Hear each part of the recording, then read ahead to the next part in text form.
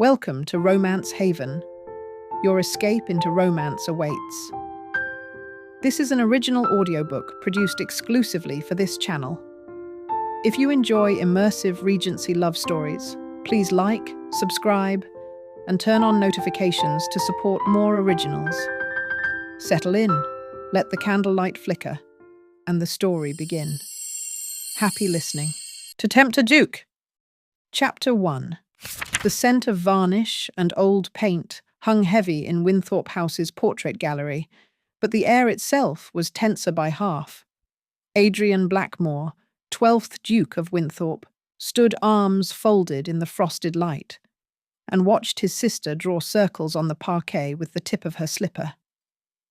Petra's cheeks were stained with that particular crimson which always foretold disaster, either of her own making, or more often, visited upon her by the world's peculiar malice for young women. "It was just a note, Adrien," she muttered, not quite daring his gaze. "A trifle, not even signed." He raised a brow. "A trifle stolen from your reticule and spirited who knows where, and we are certain it was not signed. I ask because you are in the habit of dotting your I's with hearts." That earned him a scowl, and perhaps a faint smile attempted before failing at the final hurdle. "It was not signed," she said, voice small. "But the hand is, well, anyone could, if one wished, identify the script in an instant and attribute it to Lady Petra Blackmore, whose school compositions grace half the parish's charity newsletters. Yes, it is a true mystery, Pet, why the world persists in thinking girls scatter little paper love bombs at every opportunity." He reached for her hand, discovered it had gone clammy, and so merely set his own atop the console table. "Who is the villain?" Petra bit her lower lip. "I cannot be certain. There were so many at the musical. I left the card case for but a moment. If Lady Beatrice wished to make sport—" "She always does." Adrien leaned back against the lacquered wood. The portrait behind him, himself and Petra as children, looked on with far less dignity than the occasion required. "And the note itself? What did you say?" "It was nothing. Just, well, an observation that Mr. Lockxley had the prettiest hands in all Mayfair, and perhaps should have been a violinist instead of whatever it is he does. You see? Innocuous, mildly embarrassing, but no ammunition for the sort of scandal you're envisioning." He exhaled, a slow, considered thing. "Petra, I do not envision scandal. I anticipate it. London is an engine fueled by the merest whiff of impropriety, and your timing is impeccable as always." He rapped the table with his signet finger. "I'll write to Lockxley. If it surfaces, we refute. If it vanishes, we owe Lady Beatrice a singularly pointed toast at the next assembly." She managed a laugh then, or something that passed for one, but it crumpled at the edges. Adrien watched her retreat inward, counted to 5, and was on the verge of awkward brotherly reassurance when a cough from the doorway interrupted. Avery, the butler, materialized with his usual air of having just judged and condemned the entire household. "Your Grace, a gentleman from Lord Lockxley's residence." His glance toward Petra was a masterpiece of discretion. "He awaits in the lesser salon." Adrien exchanged a glance with his sister. That was distressingly prompt.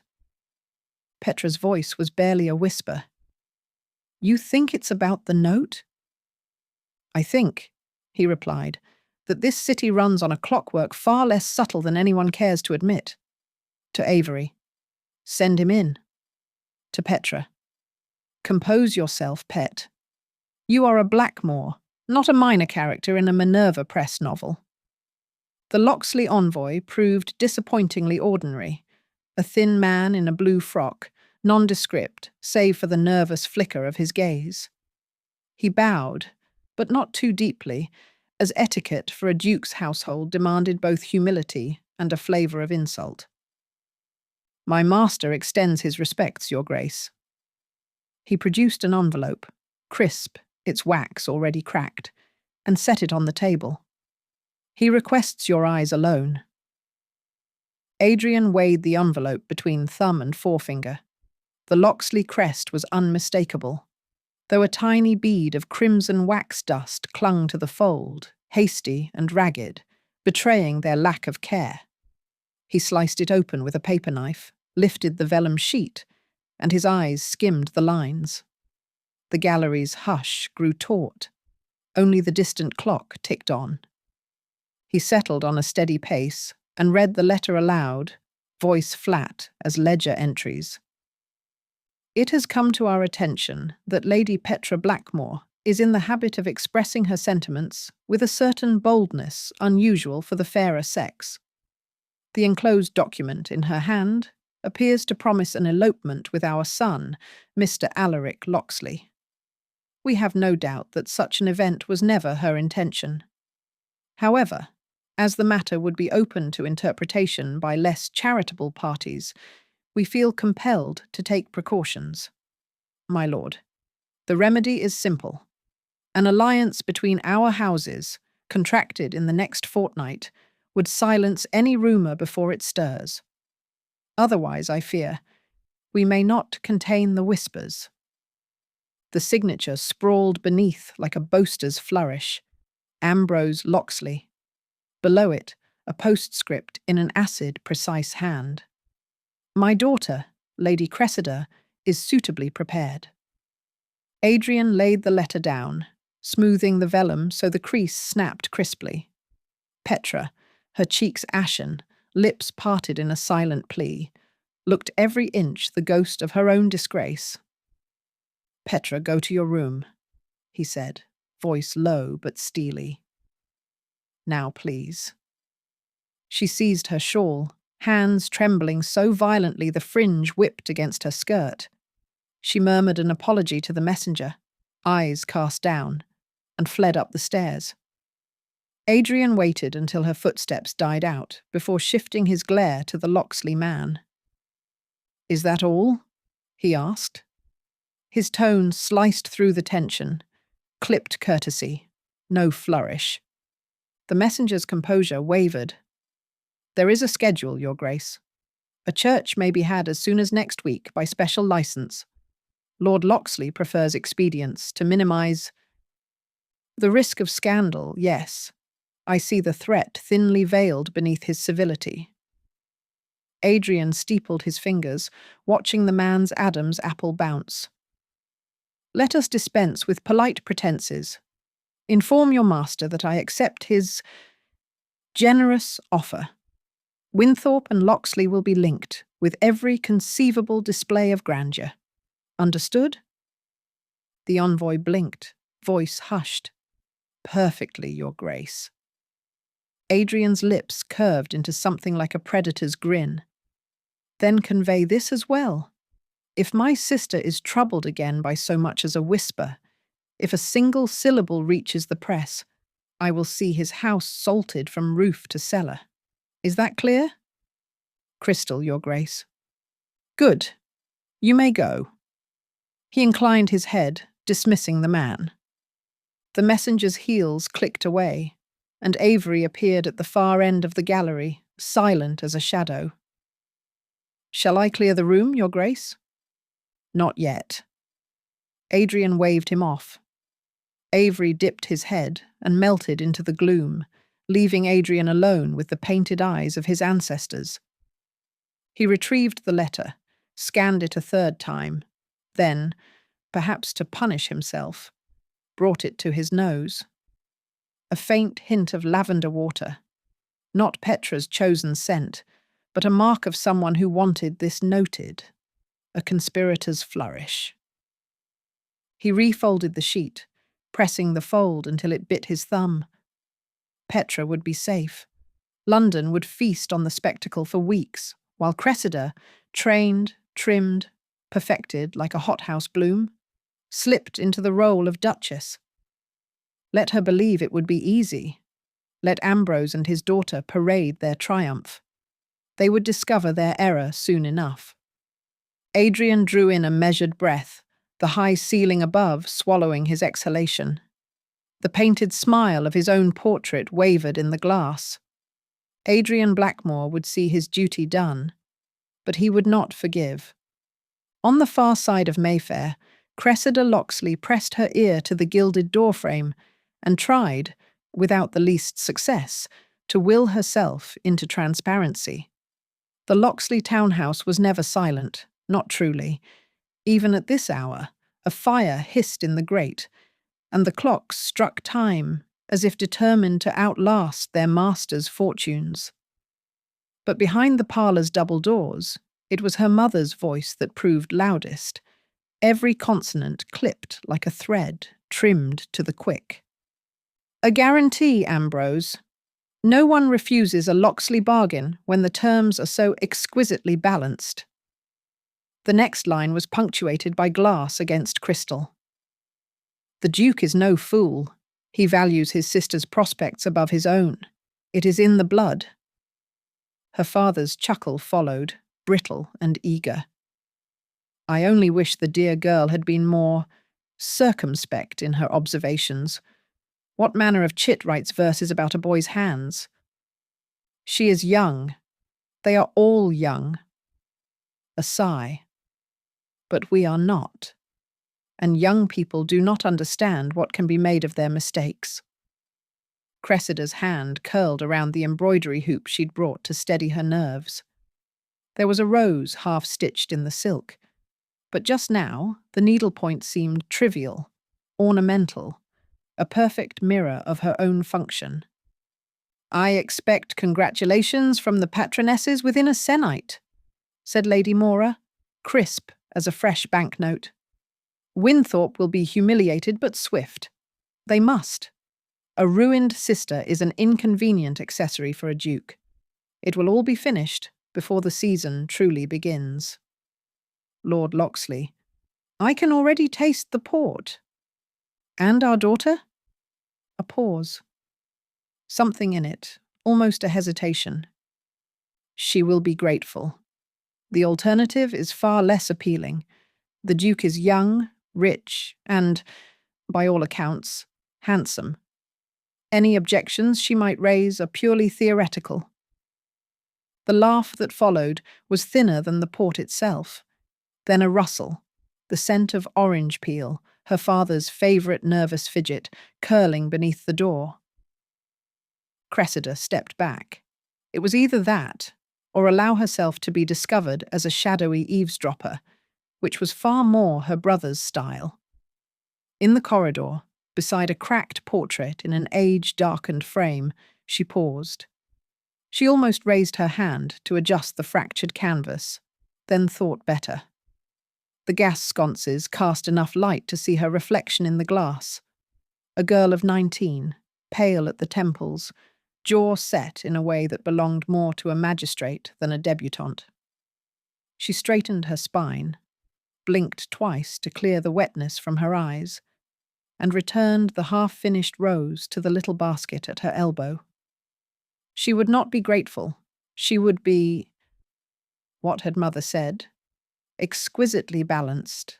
Upstairs, in the small square sewing room where she'd long ago learned to conduct experiments in self-containment, Cressida shut the door, set the hoop on the table, and sank into the battered wing chair.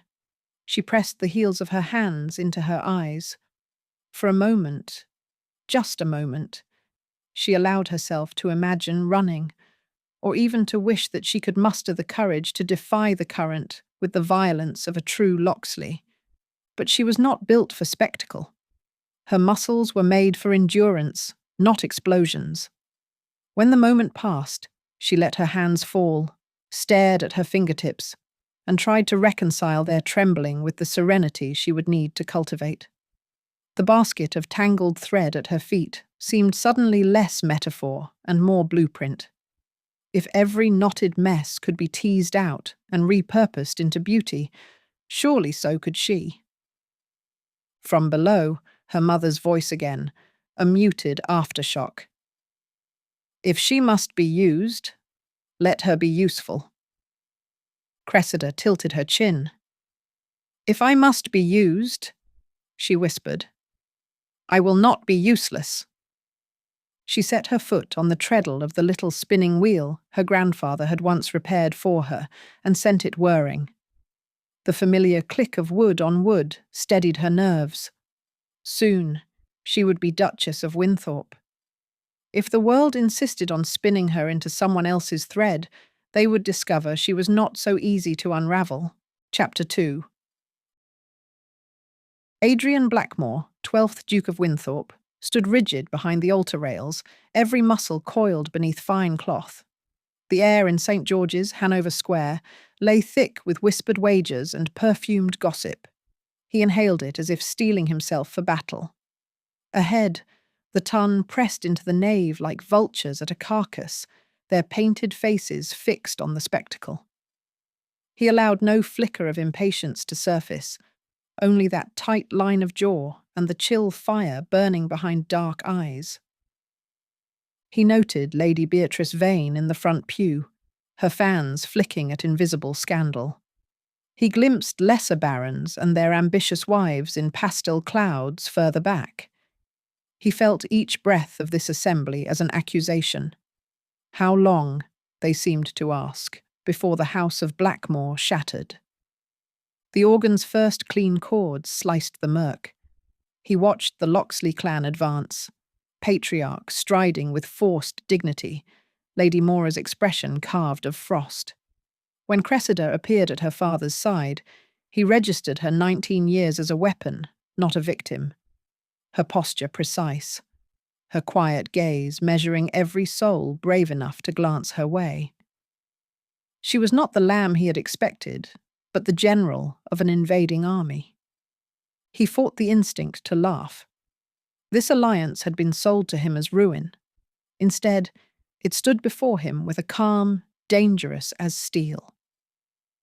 He pinched his palm to still the pulse ticking beneath his gloves, the only reminder that fate had conspired to bring him here. The vicar's voice rattled through its ritual, but Adrien's replies, each "I do," landed coldly, as if carved from marble.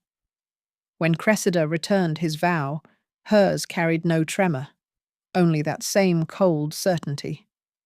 The ring exchange passed in mechanical precision, her hand ice to the last, his own steady as a surgeon's. Then came the kiss.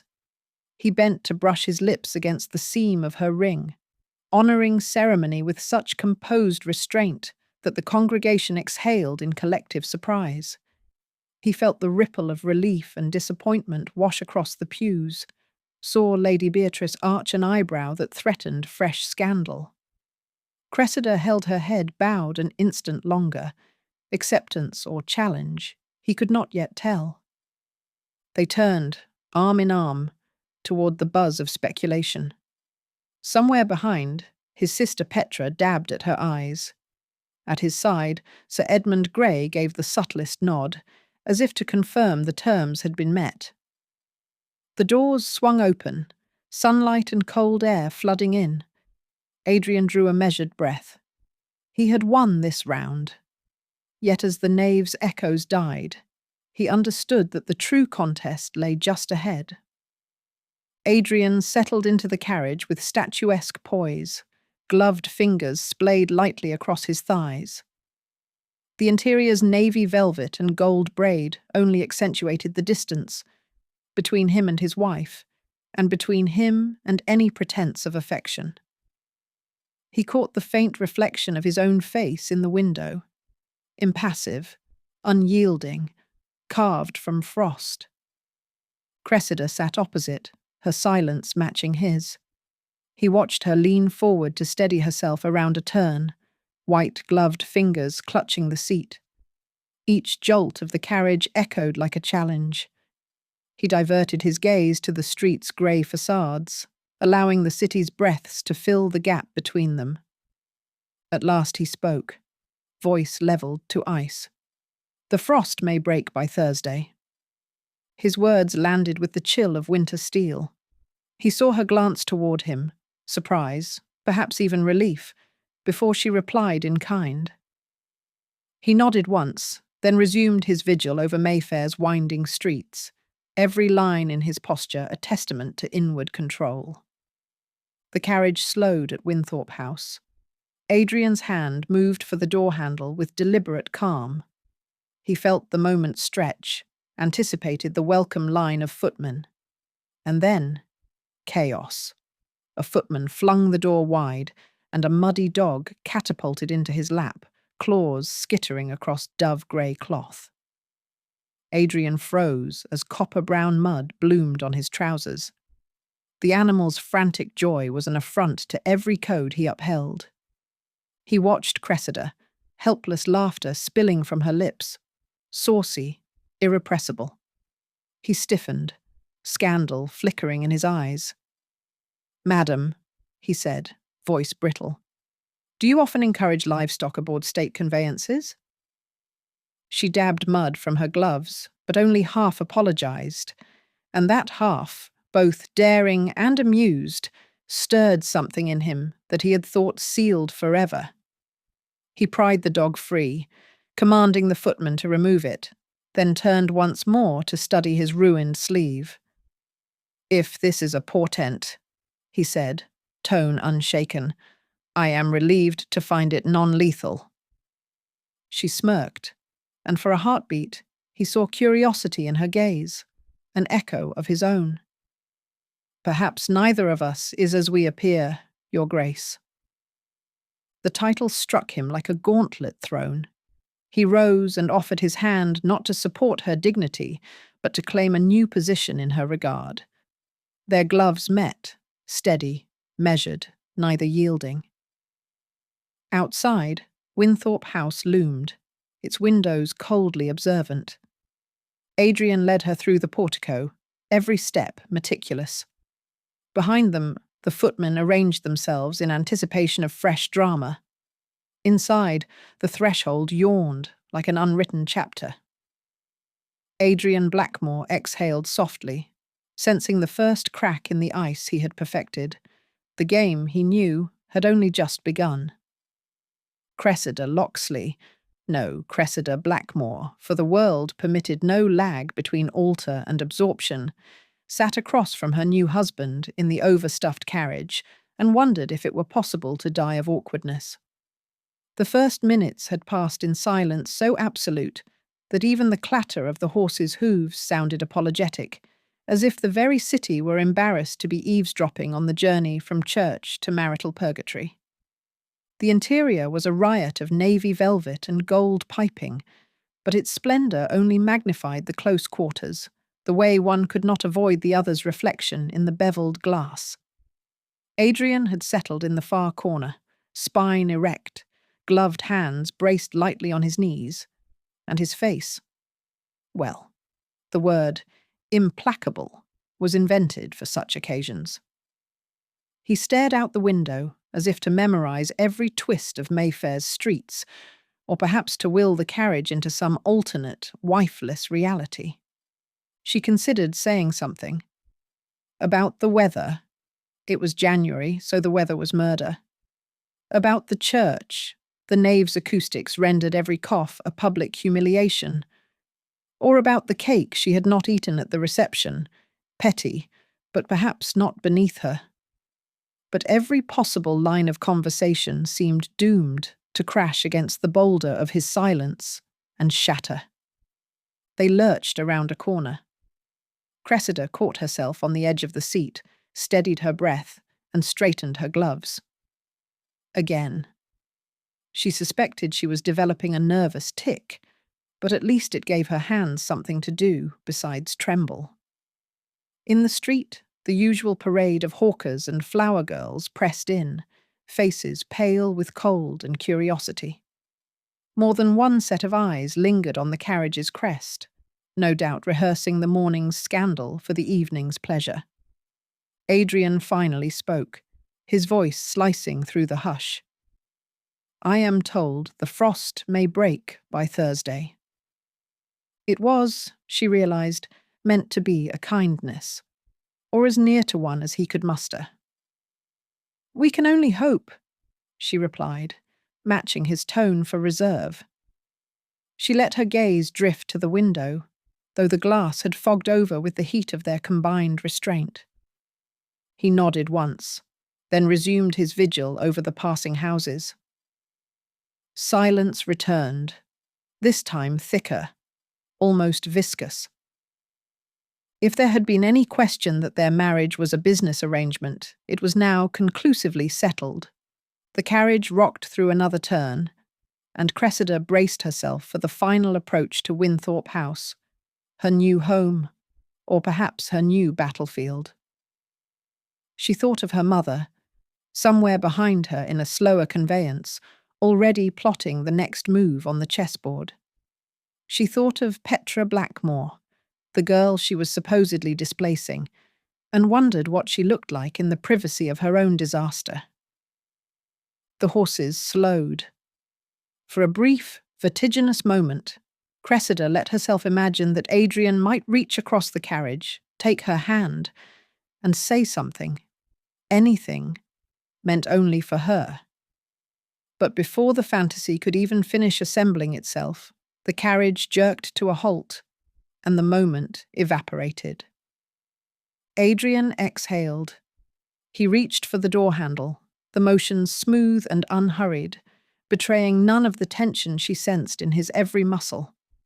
And then, chaos. The footman, young and inexpert, had evidently misjudged his own agility. He yanked open the door with such enthusiasm that a large, muddy dog, breed indeterminate, enthusiasm boundless, seized the opportunity and vaulted straight into the carriage. For one dazzling instant, the animal was a meteor of fur and dirt and kinetic joy, upending dignity and social order alike. It landed squarely on Adrien's lap, paws splayed, tail in spasms of delight. Mud splattered with surgical precision onto his pale trousers and the dove-grey lining of his coat. The beast panted in triumph, tongue lolling, as if to say, "At last, something worth celebrating." Adrien froze. The expression on his face was so perfectly aghast that Cressida would have paid a sovereign to sketch it. For a heartbeat, neither of them moved, as if the universe were uncertain whether to resume or simply end here, at the zenith of absurdity. Then, quite without thinking, Cressida burst out laughing. It was not the ladylike giggle prescribed by etiquette, but a peal of genuine, helpless amusement, the kind she had not permitted herself since girlhood. The sound startled even her, ricocheting off the carriage walls with the glee of a schoolroom prank. The dog, delighted to find an ally, wriggled onto her lap and nuzzled its wet nose into her palm. Adrien glared at her, as if personally betrayed. "Is it your custom, madam, to encourage the invasion of livestock on ceremonial occasions?" She wiped tears of mirth from her eyes, grinning back. "Only when the occasion grows too solemn for its own health, Your Grace." The words hung in the air, and for a second she thought she saw the corner of his mouth twitch, just the faintest hint of humanity breaking through the marble. But if so, it vanished at once, replaced by a look of resignation worthy of Job. He summoned the footman, who managed to extricate the dog with less chaos than before, though not without leaving a trail of paw prints across the carriage steps, and, presumably, into legend. Adrien inspected his soiled ensemble with the air of a general reviewing a ruined battlefield. "If this is an omen," he said, "I am at least gratified it's of the non-lethal variety." Cressida snorted, then clapped a hand over her mouth, determined not to indulge any further outbreaks of levity. "I do beg your pardon," she said, though not very convincingly. He looked at her then, directly, the chill in his eyes replaced by something far more unsettling. Curiosity. "I am not sure," he said quietly, "that you are at all what you appear to be, Duchess." The title landed with a strange weight, as if he were naming a rare specimen just discovered in the wild. Cressida straightened her back and met his gaze, unwilling to flinch. "Perhaps neither of us are, Your Grace."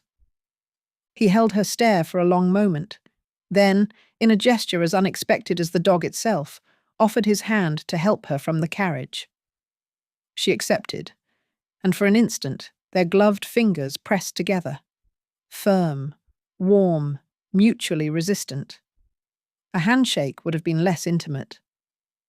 Outside, Winthorp House rose in stately disapproval, its windows gleaming like the eyes of a vigilant matron. Footmen stood at attention, braced for whatever drama the new Duchess might bring.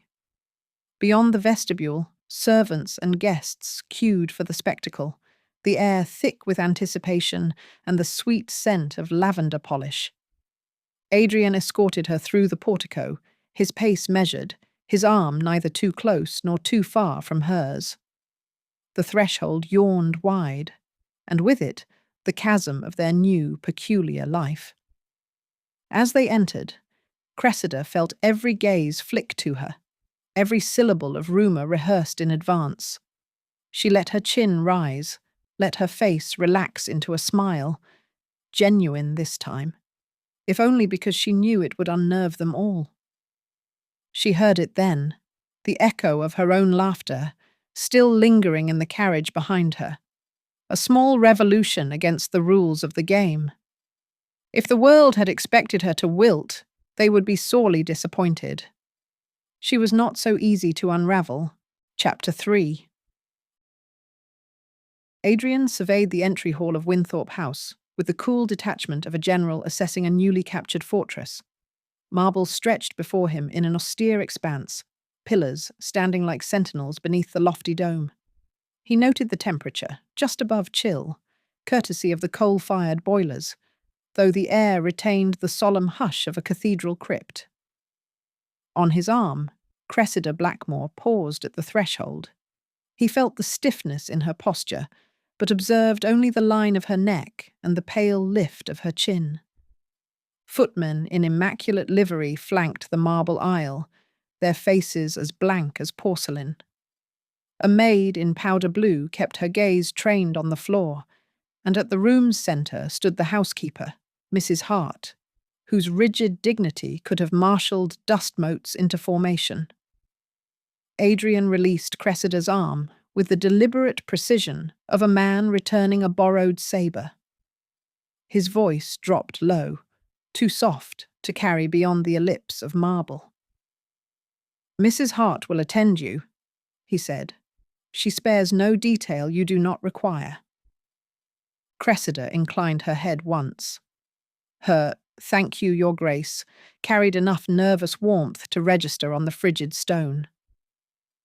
Adrien lingered, brow faintly furrowed, as though scanning the ranks of silent staff for some concealed affront. Finding none, only immaculate order, he inclined his head and strode up the grand staircase. His footsteps rang once, twice, then vanished into the hush. He paused on the halfway landing, glancing back over his shoulder. Cressida stood with Mrs. Hart at her elbow, the housekeeper's expression as impassive as the marble walls. Adrien allowed himself a fraction of a grin that was more calculation than pleasure, then turned and continued upward. The first and second floors advanced behind stained glass windows, the corridors lined with portraits of stern-faced ancestors. Adrien noted each rectangular jaw and narrowing brow, as though watching a family tree sharpen itself into a blade. When he reached the gallery, he paused before the painting of two children, tragic and awkward in equal measure, so uncannily familiar that he momentarily wondered if some court artist had plucked his own likeness and his sister's for sport. A brittle tug at memory reminded him of the boy he'd been, standing under that very stern gaze, and he moved on without a backward glance. At the east wing's corridor terminus, he skirted the open double doors of the Duchess's suite. From within, he caught the soft murmur of voices and the faint susurrus of silk. He observed the suite's threshold, 3 rooms, each more immaculate than the last, through a slit of open door, a dressing chamber of triple mirrors, satin drapes, and a pale rainbow dancing on the polished floor. He stepped just far enough inside to see Cressida standing before the vanity. She laid her reticule on the silk runner, then peeled off her gloves, finger by deliberate finger, and arranged them like offerings. Through the frost-trimmed window, shafts of light fell in fractured prisms. She pressed a hand to the glass, an almost imperceptible shiver running through her frame, then drew back. Adrien watched her lips part in a single word. Yours. Whether affirmation or question, it dissolved in the hush. He closed the door with the care of a man tucking a fragile instrument from the wind. The corridor's carpet swallowed his footfall as he retreated. Ahead lay his ledger-lined study, obligations, and the weight of inheritance. Behind him, in chambers of satin and ghosts, stood his Duchess, still learning how to inhabit a title that, for now, rested lightly only on her shoulders. Adrien's shoulders, by contrast, had carried far heavier burdens since boyhood. He glanced once more at the closed doors, unperturbed. Duty awaited. The first private meal of Adrien's married life was, predictably, a study in adversarial geometry. The dining chamber, long, narrow, lined with silent ancestors, boasted a table so preposterously extended that it seemed less a piece of furniture than a challenge. Its surface shone with the glint of 100 candles reflected in 100 bits of silver, and at either end, the new Duke and Duchess sat ensconced like monarchs of rival states. He had arrived early, not from anticipation, but from habit. His own father had insisted on the punctuality of kings, and Adrien, once a Blackmore child, now found himself unable to begin an enterprise even as distasteful as dinner late. He waited, tapping the pad of his thumb against the stem of his glass as the second hand on the grandfather clock ticked off the slow approach of obligation. Cressida entered precisely 2 minutes before the hour, unfashionably prompt for a lady, which was somehow already typical of her. She wore a dark blue gown that seemed to swallow the candlelight, and her hair was arranged less for conquest than containment. If she was nervous, she concealed it with the skill of a campaign veteran. She paused a half-breath at the threshold, taking in the room, the table, him. Her eyes lingered on the set places, his at the head, hers at the farthest possible remove. For a moment, he thought she would object to the distance, or perhaps make a show of sitting closer. But she only walked the full length of the table, skirts whispering against the floor, and sat with composure so measured it could only be deliberate. Adrien inclined his head in greeting. Duchess. She matched him, angle for angle. Your Grace. Servants entered, gliding as if on rails, and began the ceremonial parade of dishes, a soup, then fish, then a roast, with all its attendant accompaniments. The footman, young, upright, trained to invisibility, placed a bowl before Cressida. She looked up, caught his eye, and said, "Thank you, Benjamin." The effect was instantaneous. The boy nearly dropped the ladle, recovering only by force of will and a death grip on the tray. Colour flooded his face. He bowed, retreating with something like awe. Adrien's fork paused in mid-air. He considered the moment. Most duchesses he had known, and he'd known more than a reasonable number, thanks to the whist tables of his youth, would sooner acknowledge the man in the moon than a footman by Christian name. The gesture was insignificant, perhaps, but also disconcerting. He took refuge in the wine. You've mastered the staff already? She smiled, faint but real. Hardly. Mrs. Hart staged a lightning review this morning. I had the sense I was being assessed for defects. She is thorough. Adrien set his glass down. She ran this house for a year after my mother died. Some say she still does. Cressida's gaze flicked to the door, then back to him. She seems to believe the house has a memory, that it likes order and resists new management. He allowed himself a fractional smile. Winthorp House is stubborn, it's true, but it bends, eventually. Their eyes met across the expanse.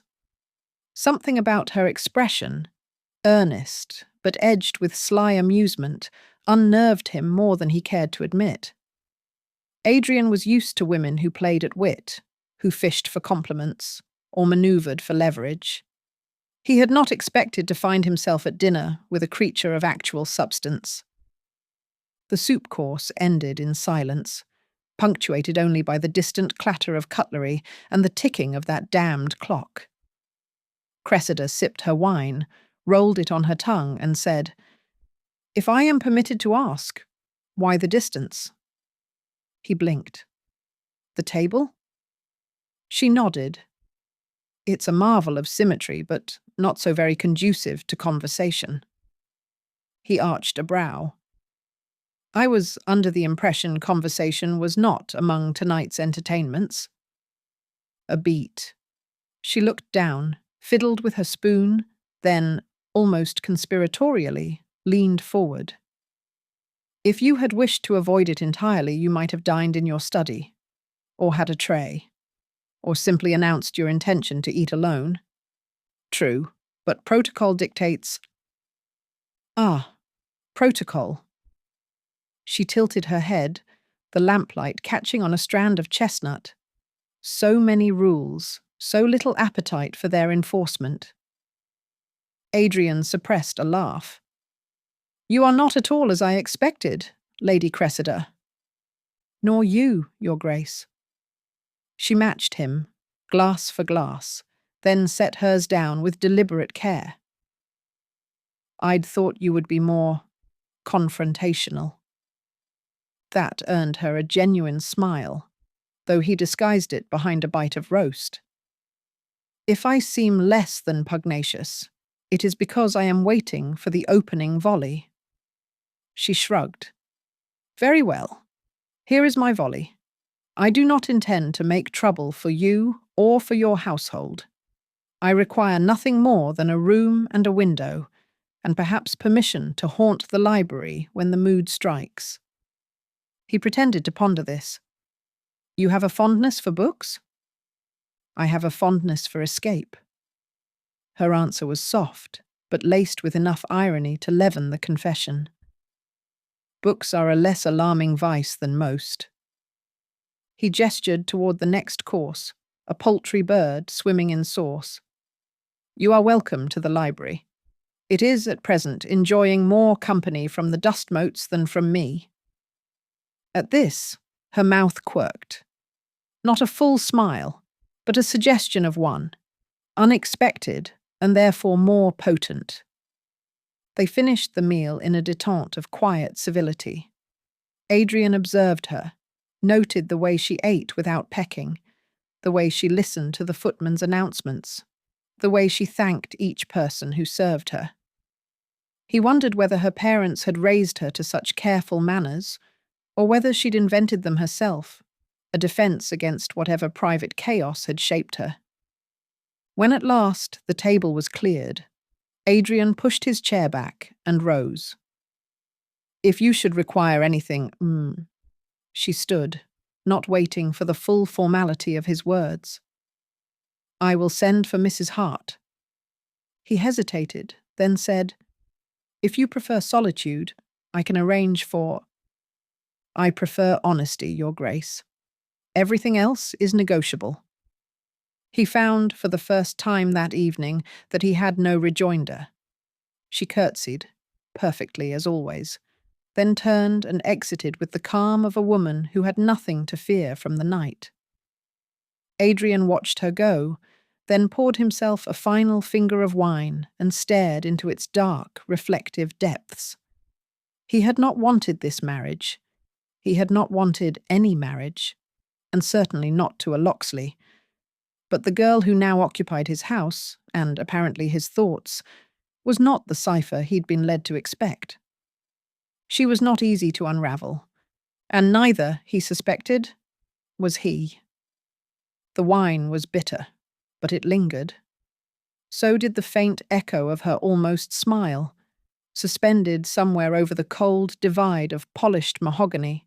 Chapter 4. Cressida found the gallery by instinct rather than design, drawn perhaps by a homing beacon embedded in her bones for places in which one might safely vanish. The corridor itself was less a room and more a parade of family pride, each Blackmore immortalized in oil and varnish, generation after increasingly humorless generation. Dust floated in the golden slant of late afternoon sun, as though the air could not bear to settle in a house this intent on perfection. At first, Cressida thought herself alone, and it was a relief. Solitude felt honest these days. But as she approached the far window, she heard the faintest shuffling and saw, through the prism of sunlight, the outline of a girl standing on tiptoe before a double portrait. Petra Blackmore, red-haired, green-eyed, barely out of the schoolroom, and already more famous than half the peerage for her caprices, was leaning precariously, hands braced on either side of the frame. The picture itself was nearly as large as she was. A boy and a girl, perhaps 8 and 10, stiff with the awkward intimacy of siblings made to sit for a painter who specialized in grave expressions. The leftmost child was unmistakable. Even in miniature, Adrien's storm-grey eyes refused to yield. His mouth was set in a line so prim it seemed mathematically derived, as if he feared to let even his portrait betray an excess of feeling. Next to him, the smaller figure nearly vibrated off the canvas. Petra's curls had been painted as an explosion of copper, her smile a defiant slash. Some long-dead ancestor had probably considered it a flaw, but here, in living colour, it looked like a secret trying desperately to escape. The painting, Cressida noticed, hung slightly askew. She almost lifted a gloved finger to straighten the frame, then thought better of it. Some misalignments deserved to stay. She stepped forward, making just enough noise to be observed. "Is it a tradition, in your family, to keep one's best features just a hair off balance?" she said, mild as milk. Petra startled, tottered, and nearly sent the frame swinging. "Oh!" Her hands flew from the wall and clasped behind her back, schoolgirl fashion. You startled me, Your Grace." Her voice was pitched high, as if testing the acoustic properties of embarrassment. Cressida regarded her for a moment, then smiled, tentative but genuine. "Please. Cressida is sufficient, in the gallery at least. It's the only room in the house where my reputation has not yet preceded me." Petra's gaze dropped, then flicked up again. "You must think me terribly childish." "Not at all."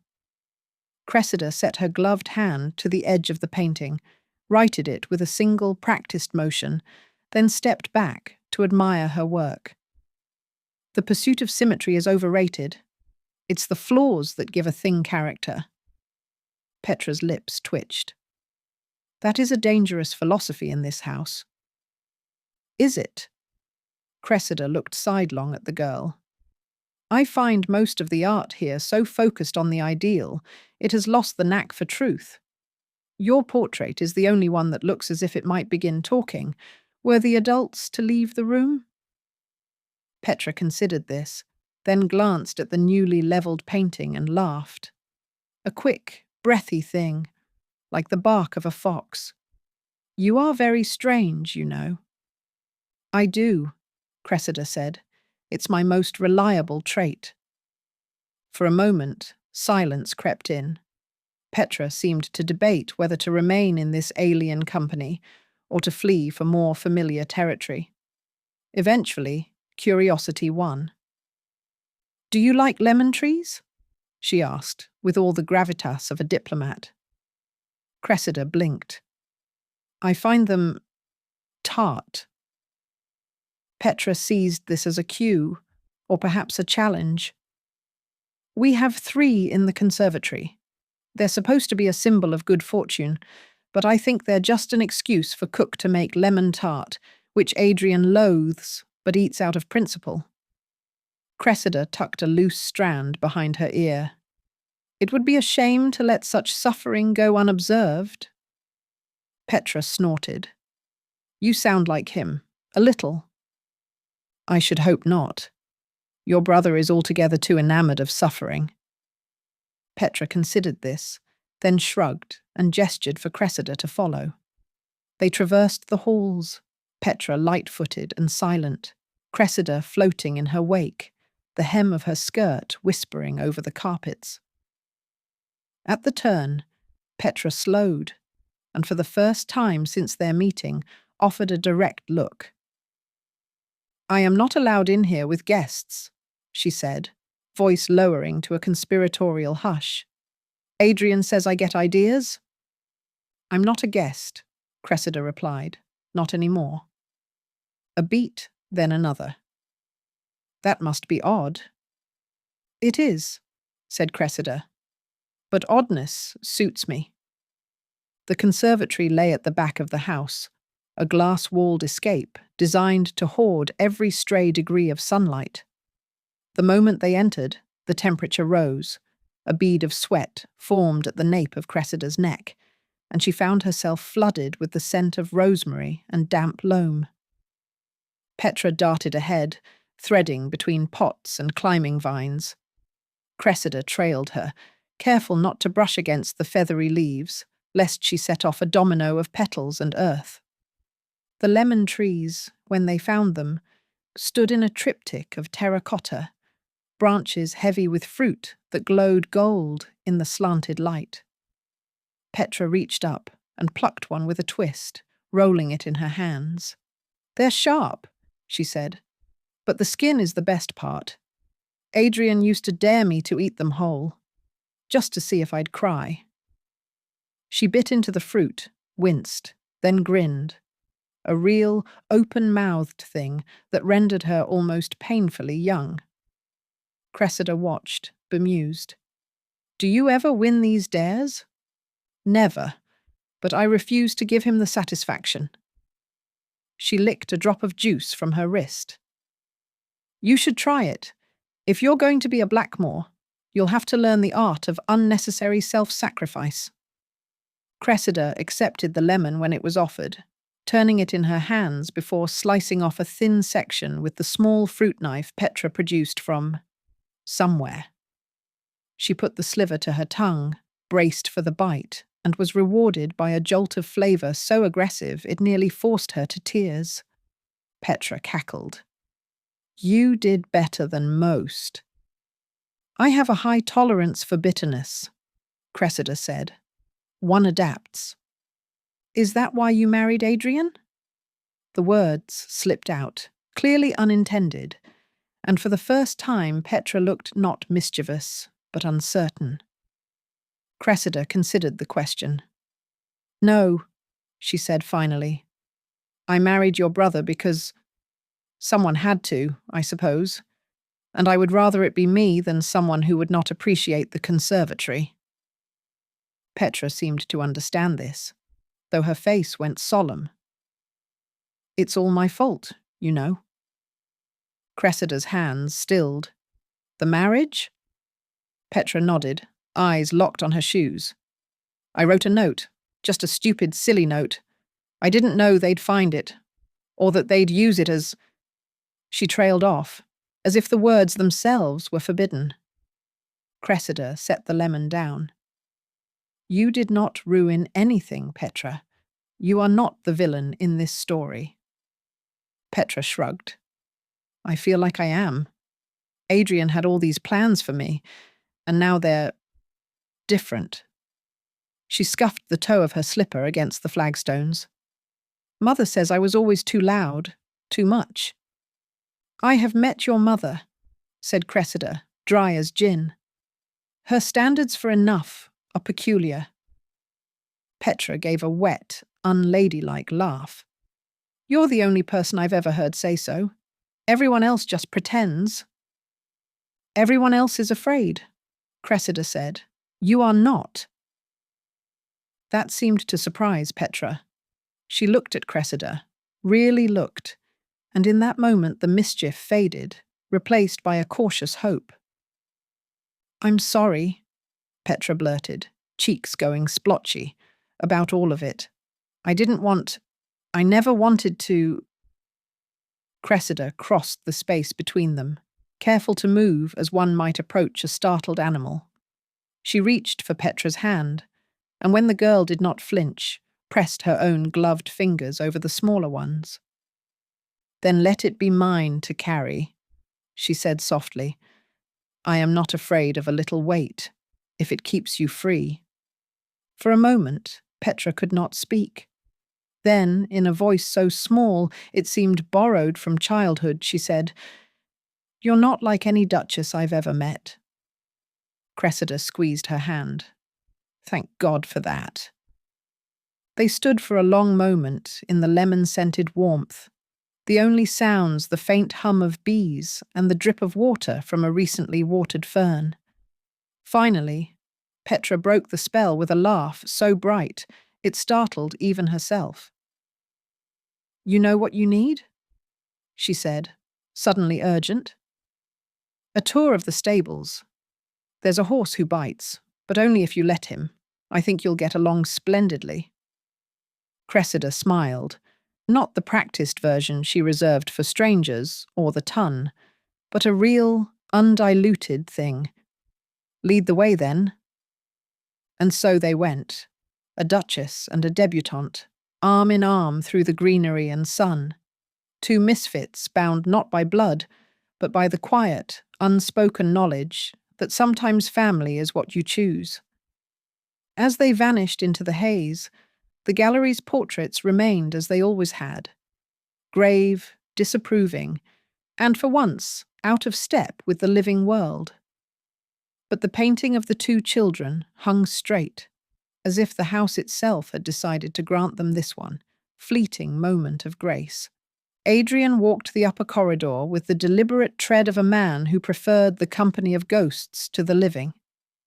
At this hour, nearly midnight, the house shrouded in blue hush. Winthorp felt almost hospitable. The servants had retired to their warren below stairs, the lamps had guttered to pinpricks, and even the omnipresent clock seemed reluctant to tick too loudly. He savoured the rare sensation of ownership.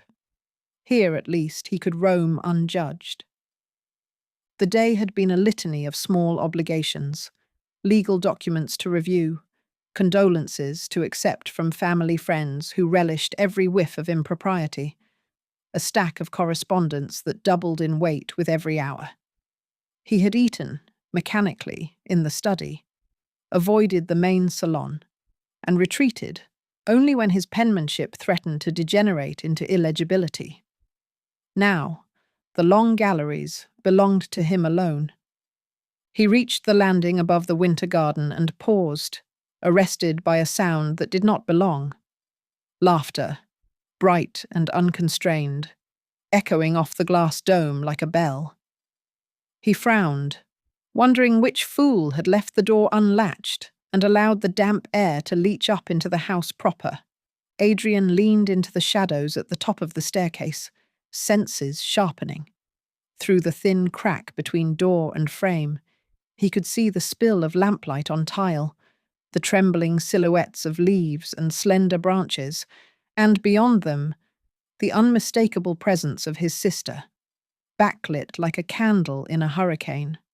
Petra was perched on the edge of a sun-warmed stone bench, feet swinging, her entire body in motion as she recounted some escapade. Facing her, hands folded in her lap, was Cressida. She sat with the stillness of a woman used to being overlooked, but every so often, when Petra launched into a particularly outrageous detail, her lips twitched, betraying the urge to laugh. Adrien watched, not moving. There was something unseemly about observing his wife and sister in this unsupervised state, but he could not bring himself to intervene. He caught fragments, carried up on the gentle swell of voices. I told him it was an experiment in scientific curiosity, but he claimed I was breeding an army of bees to drive out the French, Petra was saying, which is absurd, because everyone knows bees are entirely apolitical. Cressida. They are, but the French have been known to conscript them. Petra laughed, then buried her face in her hands. You see? You understand. I knew you would. They dropped into a lower register then, the conversation growing softer, more confidential. Adrien shifted closer, careful not to let the floorboards creak.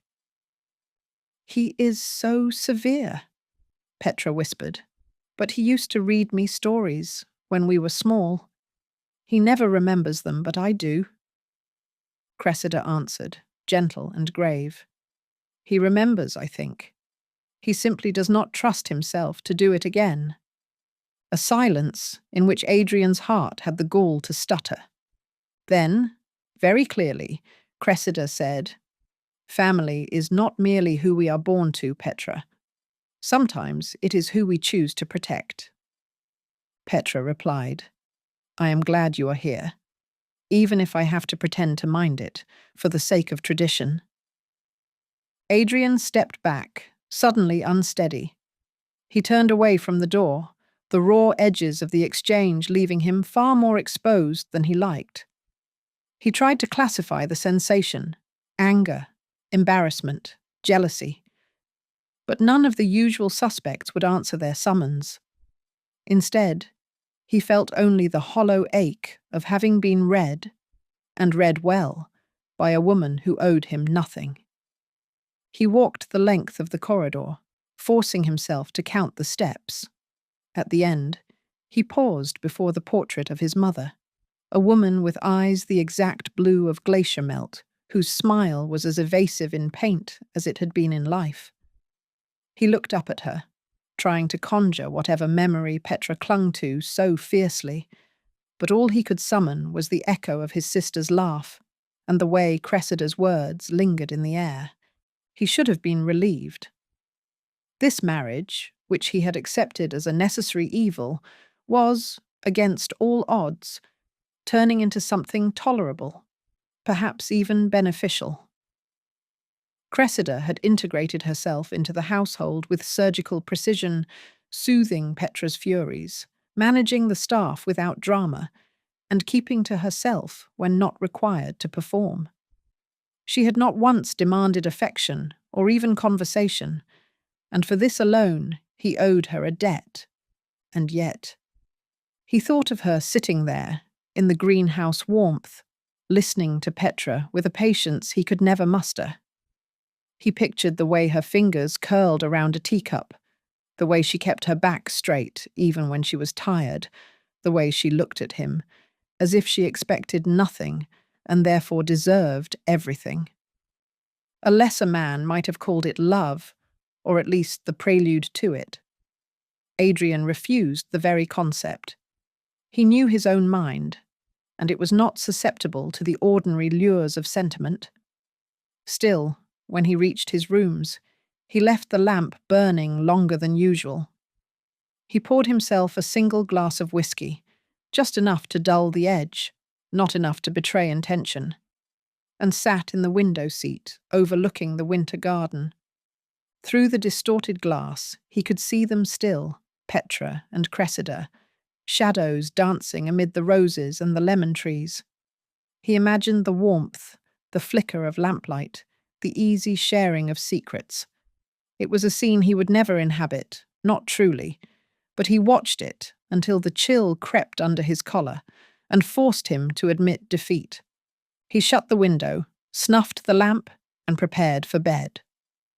But even in the dark, the scent of roses lingered, stubborn as memory. Adrien lay awake for hours, replaying the words he had overheard, and wondered, against all logic, if perhaps, for the first time, he would rather be chosen than obeyed. Chapter 5. The Duchess of Harrow's ballroom was built for legend and for carnage in exactly that order. Even by London's exacting standards, it was a spectacle. A sea of gold-dipped mouldings, vast windows draped in crimson damask, and an avalanche of glass overhead, 1,000 candles flickering in the cut faces of as many crystals. Perfume curled with beeswax and the faint but insistent tang of anticipation, so that every breath tasted of imminent scandal. At the threshold, Cressida Blackmore, her borrowed surname as new and ill-fitting as a pair of glass slippers, paused just long enough to scan the crowd for safe harbours and shallow reefs. She had dressed for self-effacement, or as near to it as possible given the House of Blackmore's robust textile budget. A pale silk gown, high-necked, with only a faint laurel embroidery at the waist. It was a dress that said, "I have no need to compete," which was itself a form of competition, and not the gentlest. "Steady," murmured Adrien, close enough that his breath raised gooseflesh on her nape. He did not offer his arm. He simply presented it, as if it were a contract awaiting her signature.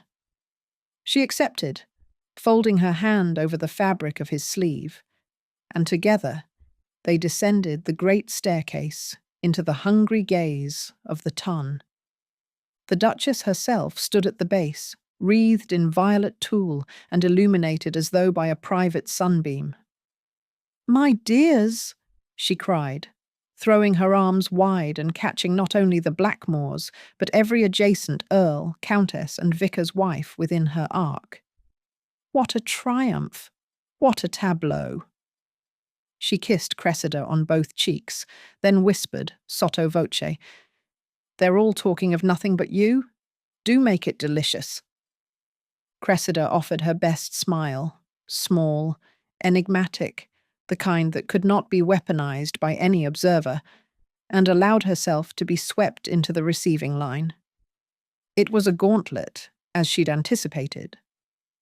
The first to pounce was Lady Beatrice Vane, notorious equally for her devotion to sugar plums and gossip. "Dearest Cressida," trilled Bea, voice shrill enough to curdle milk. "What a vision you are! I had expected black, or at least grey, for the occasion, but you quite outshine the chandeliers." Cressida inclined her head. "I find pale silk catches candlelight almost as well as sincerity catches envy." She let it hang in the air, soft as a feather, but with a barbed tip. Petra Blackmore, radiant in sea green beside her, emitted a small choking noise, then coughed theatrically into her lemonade, which was sour as scandal and flatter than Lady Vane's wit. Beatrice's eyes narrowed, though her smile remained affixed. "You must tell me your secret, Duchess. I could never manage such serenity, under the circumstances." Cressida met her gaze, steady and unblinking. "The trick is to expect nothing, and thus fear nothing. I recommend it be, if you wish to live past 30. A ripple of laughter, poorly concealed, darted through the circle. Lady Beatrice, vanquished for the moment, withdrew to plot her counter-assault. Petra leaned in after Bea's departure, voice low and wicked. "She squirms like a nest of worms nibbling at our heels. Everything in this family is crooked, even the furniture." She winked, emerald eyes dancing. "Impeccable," murmured Petra moments later, in a different tone, sidling closer. "Remind me to consult you before my next battle with Lady Beatrice. I think I've been using too much powder and not enough strategy. Cressida pressed Petra's hand, genuinely grateful for her sister's presence. In the storm of the night, Petra was the bit of orange peel bobbing on the waves, a sign that life would, against the odds, persist. The conversation swirled and dipped. Cressida's every movement was scrutinized, each smile and syllable dissected by the city's most lethal analysts. It was not a new sensation, but it felt different now, weighted by her new title. There were mutters about the match of necessity, the spectacle at St. George's, and, most damningly, about her. Whether she would prove a cipher, a lamb, or something else entirely. A hush prickled the air, a sign that a true predator had entered the arena. Lady Mora Lockxley, her mother, glided up, trailed by her husband and the ever-shadowy Alaric. Her lips curved in a gracious half-smile, but her gaze was razor-wire. "Cressida," she said, voice the velvet edge of a guillotine. "You must be exhausted from your whirlwind debut. I do hope you're holding up under the strain." Cressida considered, for a single heartbeat, every retort available. She chose the blandest, and thus the most damning. "You trained me well, mother." Lady Mora's eyes flicked to Adrien, then back. "Indeed," she said, cool as the underside of a lily pad. Petra, emboldened, interjected, "I do hope you'll attend our little musical next week, Lady Lockxley. We're to have a surprise performer." "Petra, it isn't a surprise if you announce it," Adrien cut in, appearing at Cressida's elbow with the uncanny confidence of large predators. Lady Mora's mouth twitched. "Nothing about your household, dear, is ever truly a surprise." Adrien's smile was glacial. "Then we shall not disappoint you, Lady Lockxley." The tension snapped as the musicians struck up a prelude, a slow, syrupy waltz designed to showcase both the talents and failures of the city's best dancers. Petra excused herself with a little curtsy and a conspiratorial wink for Cressida. The moment the sisters were out of earshot, Adrien bent his head toward Cressida, his voice pitched for her alone. "You are doing better than I dared hope," he said.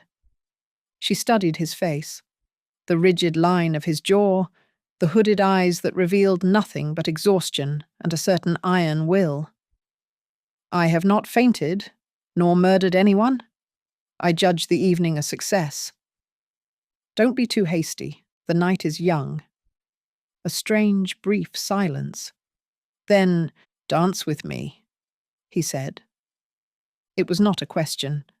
His hand, sheathed in a black glove, extended toward her with the confidence of a man who had already counted the steps and weighed the consequences. Cressida's heart performed a tiny, traitorous leap, but she kept her face still as a pond at dawn. She placed her hand in his and allowed herself to be led. They passed through the whispering crowd to the center of the floor, where the candlelight was most unforgiving.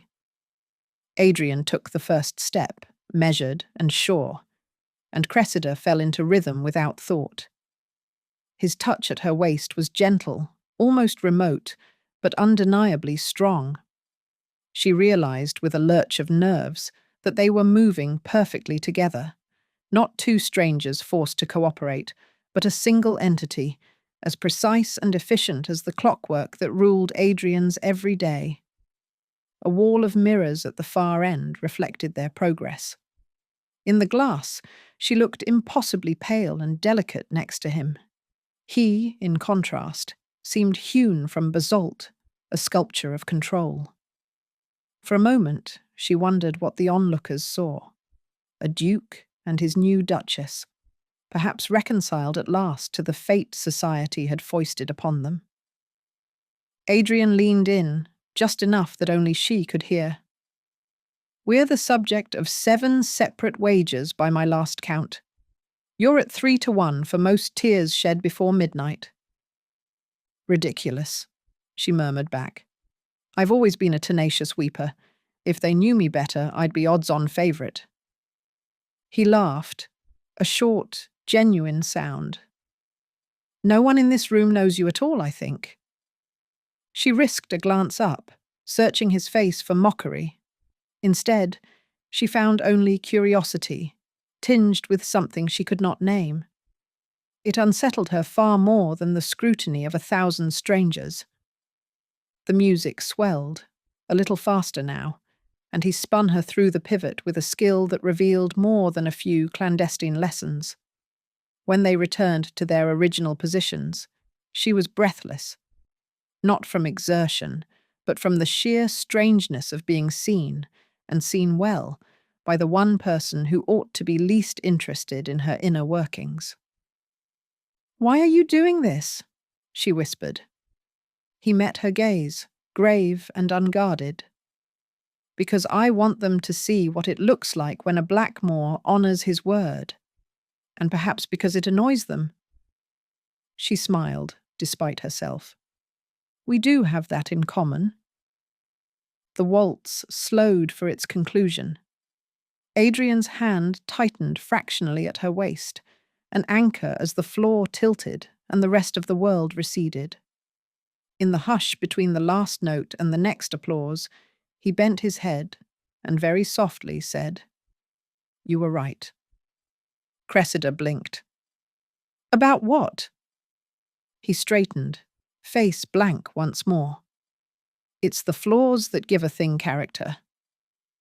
Applause rolled through the ballroom, and for the first time all night, Cressida felt herself flush, warm, alive, and perfectly, gloriously exposed.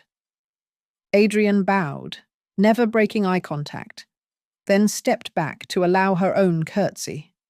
The crowd surged toward them, eager for aftershocks, but for one moment, in the echo of the music and the heat of 1,000 gazes, Cressida felt suspended in the air, untouched by any of it. She had survived the waltz, and so much more. She wondered what might be next, and felt, for the first time in years, a spark of hunger for it. Chapter 6. There were rooms in Winthorp House that felt as if they had never truly been awake.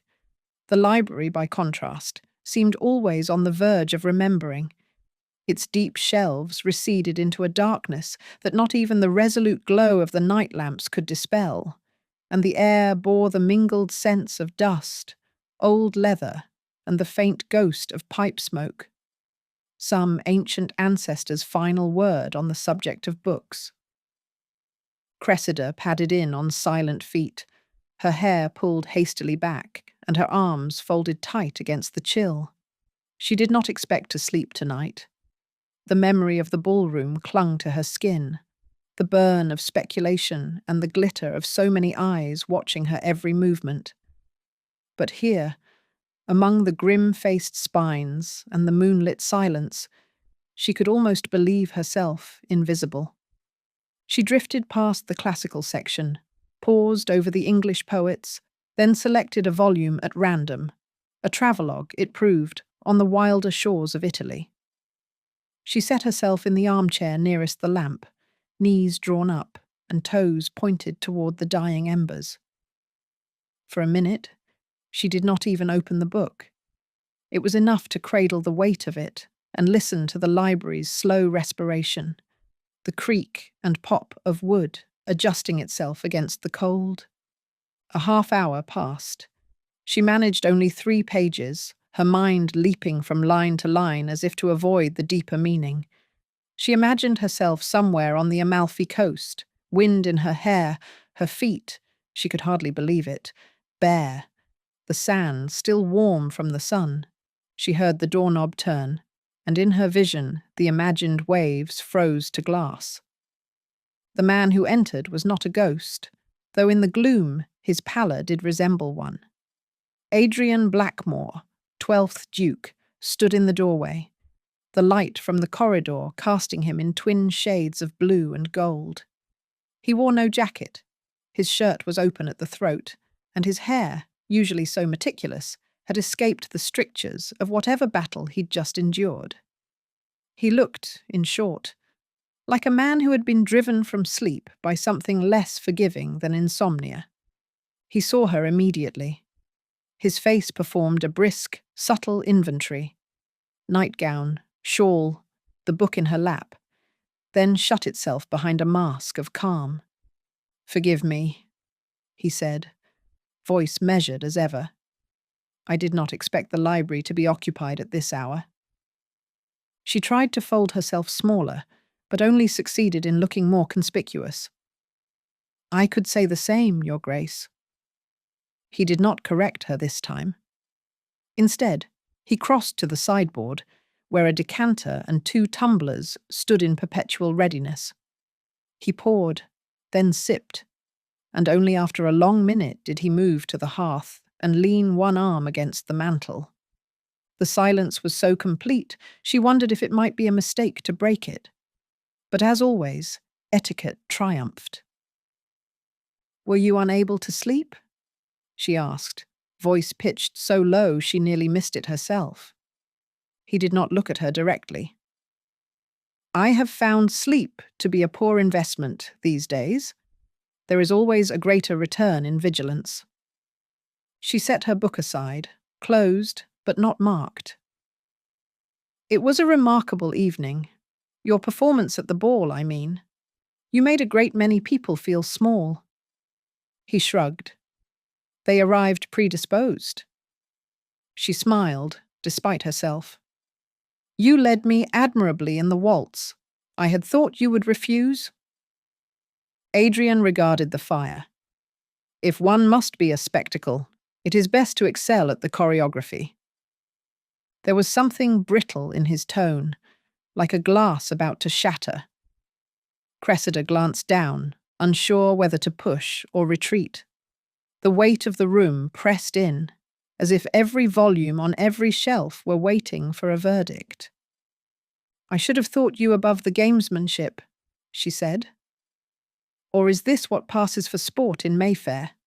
Upstaging one's mother-in-law before the eyes of 1,000 strangers?" He did look at her then, and the force of it nearly knocked her back into the upholstery. "You misunderstand. I have no desire to upstage anyone. If I wished to destroy Lady Mora, I would not require a dance floor." She had not meant to provoke, but the heat in his eyes was oddly gratifying. "No, I suppose you would not." He finished his whiskey, set the glass down with deliberate care, and stepped closer.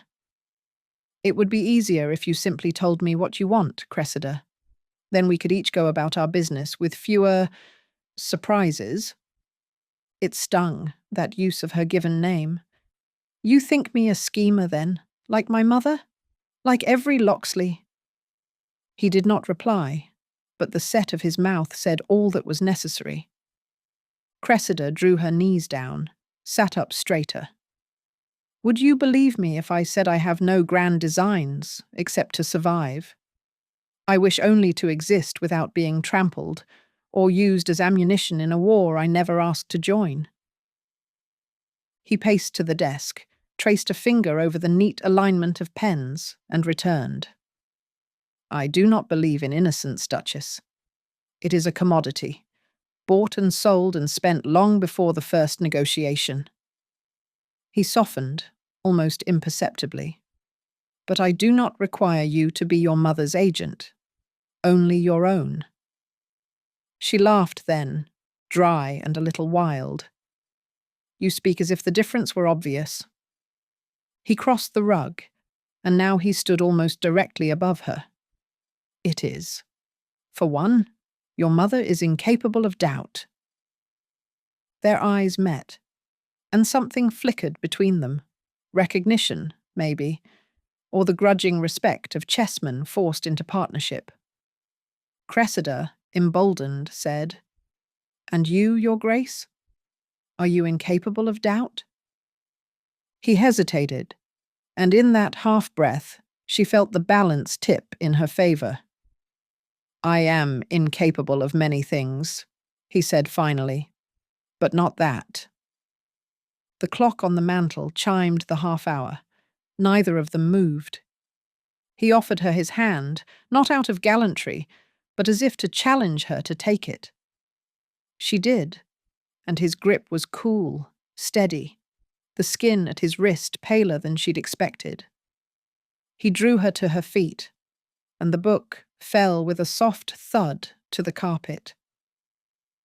"You should not be here alone at night," he said, but without real conviction. "And yet," she replied, "I am." They stood so close that she could see the faint stubble on his jaw, the tiny scar at the corner of his mouth.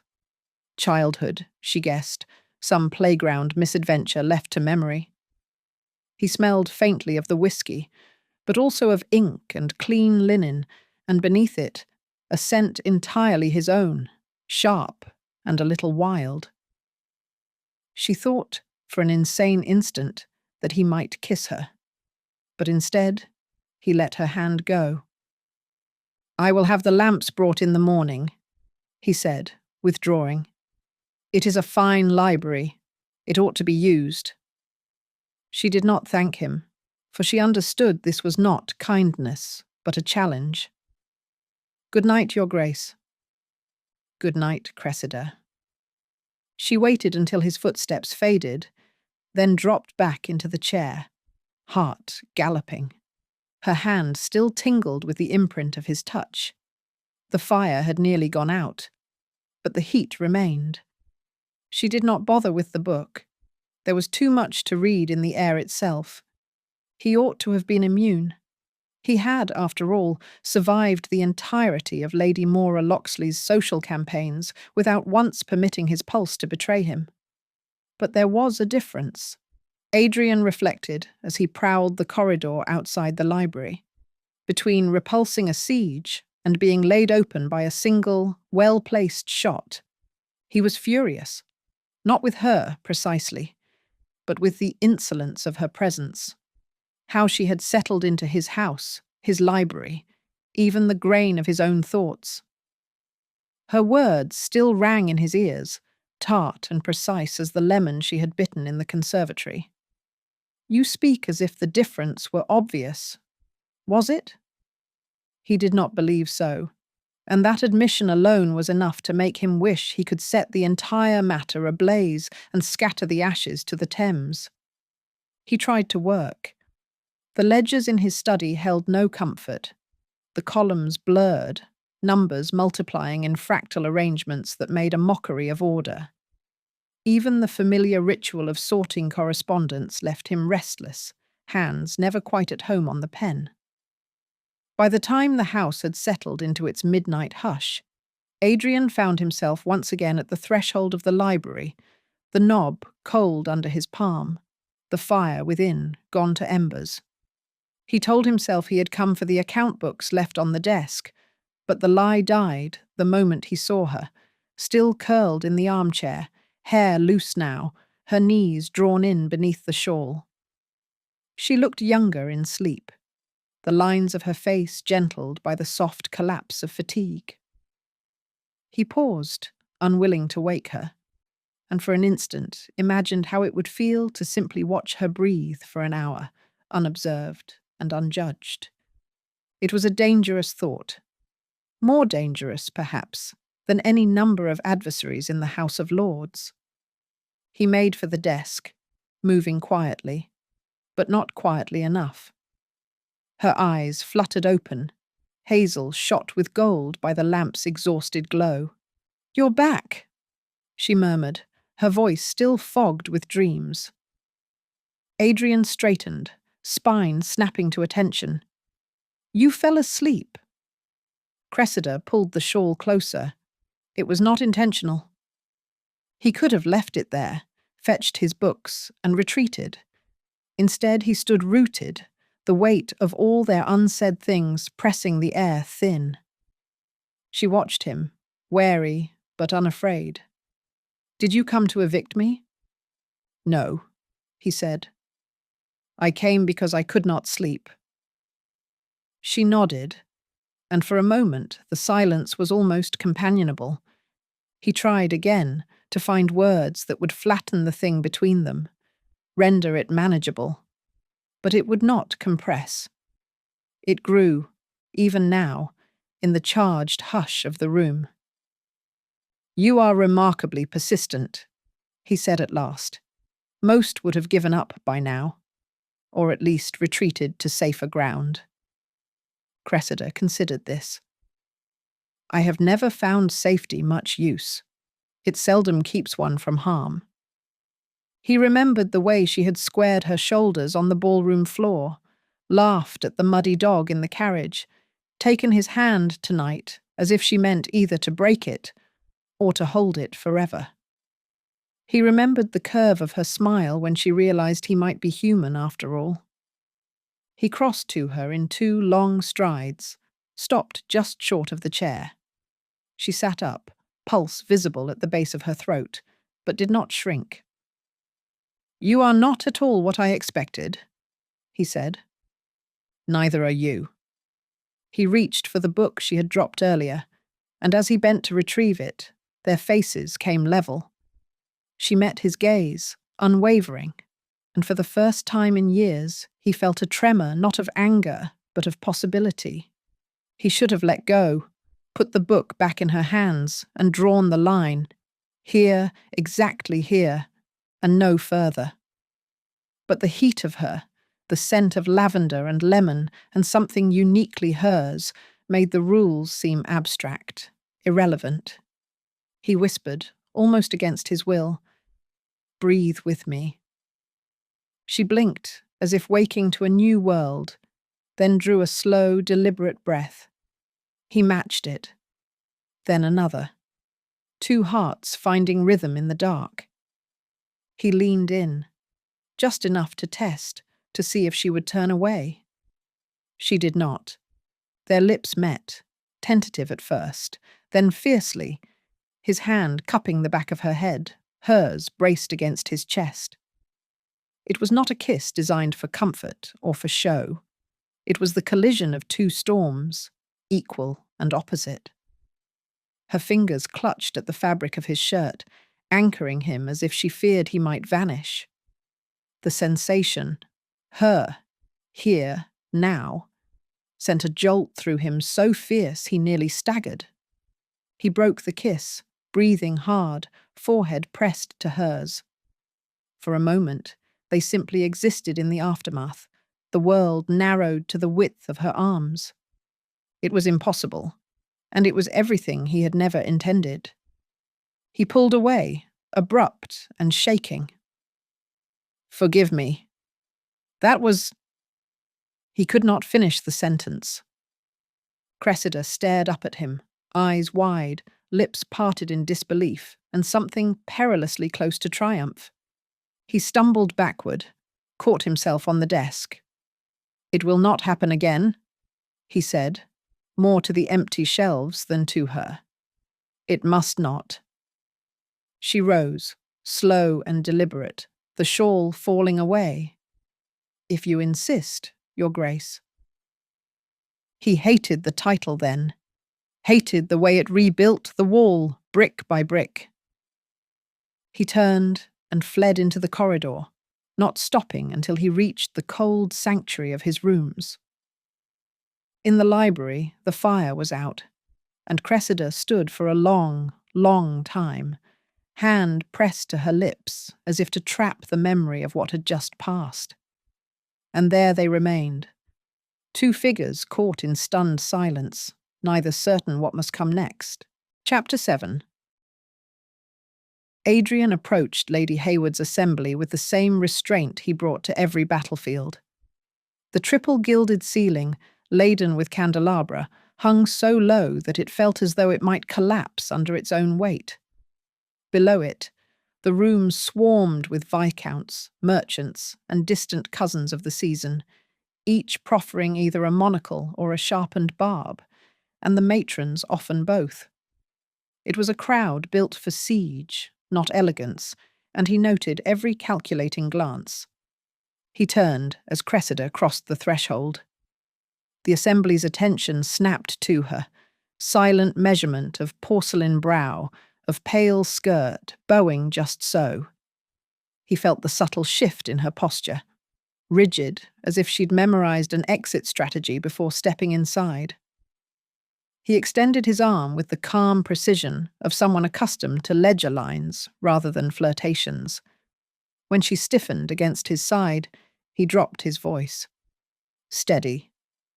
Relief, brief as candlelight, flickered across her features. She matched society's civility with a practiced ease. Is it my imagination, or is there a bounty on our heads tonight? She whispered. He allowed the corner of his mouth to twitch. It is rare to present society with a narrative so fresh. Most marriages these days are pure theatre. Ours is both scandal and mystery. Her stoic tilt of the chin betrayed nothing of her panic, but he caught the faint exhale through her nostrils. Survival is always a triumph, he added, guiding her into the press. 3 steps later, Lady Beatrice Vane materialized beside them, with chartreuse and pink erupting from her gown, and a smile honed to curdle milk. My dearest Duchess, how exquisitely you've weathered your first fortnight in captivity.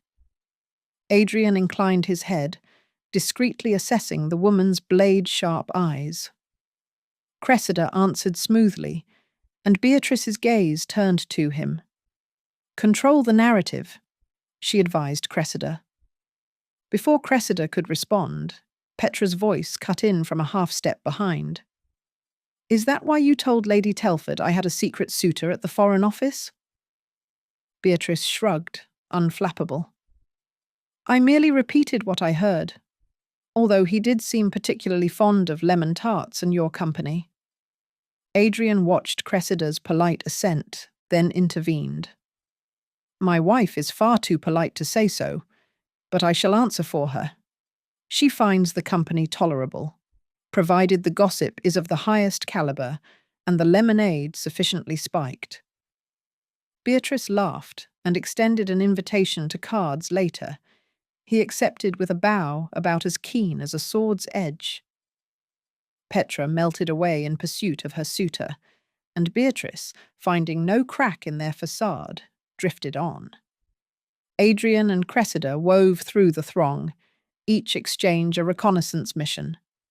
He noted her lips quirk against her teeth once, a suppressed laugh, and allowed himself a glimmer of satisfaction. She was holding her own.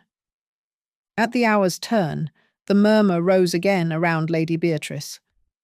I do not mean to suggest anything improper, but they say the new Duchess was seen alone in the library at an unconscionable hour. Adrien felt the muscle tighten at his jaw. Cressida's hand on his arm trembled. He leaned to murmur, but her sharp glance said she preferred to speak. She whispered, This is becoming a scene. He swallowed.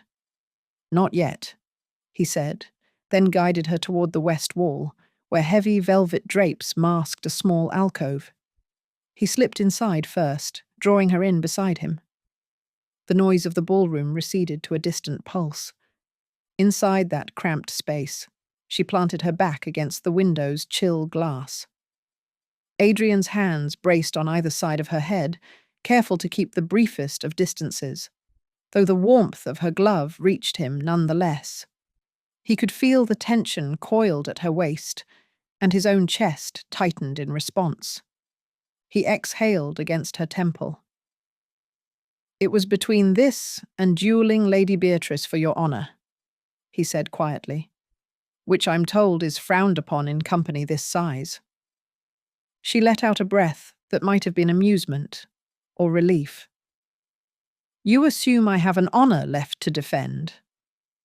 He arched a brow. You are surprisingly ferocious. Her lips curved, but she said nothing. For a moment, neither moved. Then he asked, eyes level with hers, Why were you in the library last night? She hesitated. He waited, measuring every shift in her expression. When she answered, tentatively without pretense, he caught the honest tremor in her tone. "I could not sleep. I wanted—" She broke off. "To be alone," he supplied gently. She admitted as much, and he nodded. "I don't blame you." "It doesn't help," she said softly, "but thank you for the effort." A quiet laugh escaped him, dangerous even to his own composure. She cleared her throat, then inhaled as if to speak. "May I ask you something?" "You may." Her gaze dropped. He felt the pull of her eyes flick back to his face. "Does this ever become easier?" He considered his answer as though calculating a difficult sum. "No, but it becomes less lonely." That admission hovered between them. She shifted, as if testing the space. He felt the wool of his sleeve brush against her hand. The contact was slight, but he stilled when she attempted to pull away. He closed his fingers lightly around her wrist. "Are you going to let me go?" she whispered. "Eventually," he said. Though for a heartbeat he seemed reluctant. He leaned forward, inhaling the faint scent of lavender at her neck. He might have closed the last inch, but then a sharp cry from the ballroom, Beatrice's alarm, jerked him back. He released her wrist in an instant that felt too abrupt. "We should—" "Yes," she answered, voice firmer than before. "We really should." He pressed a final adjustment to his composure, offered his arm, and they stepped out together. The crowd's momentum swept them back into the dance of gossip and bows. He sensed Lady Beatrice's narrowed stare, the dowager's arched brow, but most of all, he recognized the shift in Cressida's posture. She moved now, with the quiet assurance of someone who'd discovered her own strength. As they rejoined the throng, he leaned close and murmured, "You are dangerous, Duchess." She did not reply, but the smile she gave him, genuine and just a little reckless, was answer enough. Around them, the candelabra flickered. The orchestra struck up a new waltz. The battle had begun in earnest. Adrien was not a man given to fanciful metaphor, but even he recognized the dangers of entering Rotten Row on a morning like this one. Hyde Park, under the siege of a late winter sun, had the atmosphere of a parade ground in enemy territory. The open expanse, the strategic clustering of society's elite, the lurking threat of ambush by gossip column or stray whiff of scandal. To take one's new Duchess here, even if only as chaperone and exhibit, was to march through the crossfire without so much as a shield. He had chosen his armour with care, a navy coat cut within an inch of its life, boots that gleamed with the promise of violence, gloves so black they made his hands look like they belonged to a hangman. He appeared, in short, exactly as he intended, impervious. The carriages had disgorged their cargo hours ago, and by now the park was thick with the fragrance of perfume, horse sweat, and the metallic aftertaste of societal expectation. He stood beside the Winthorp equipage, scanning the horizon for signs of trouble, and tried not to think about last night. About the alcove, about the way his wife's pulse had thundered against his palm, about the moment when he shut the memory away.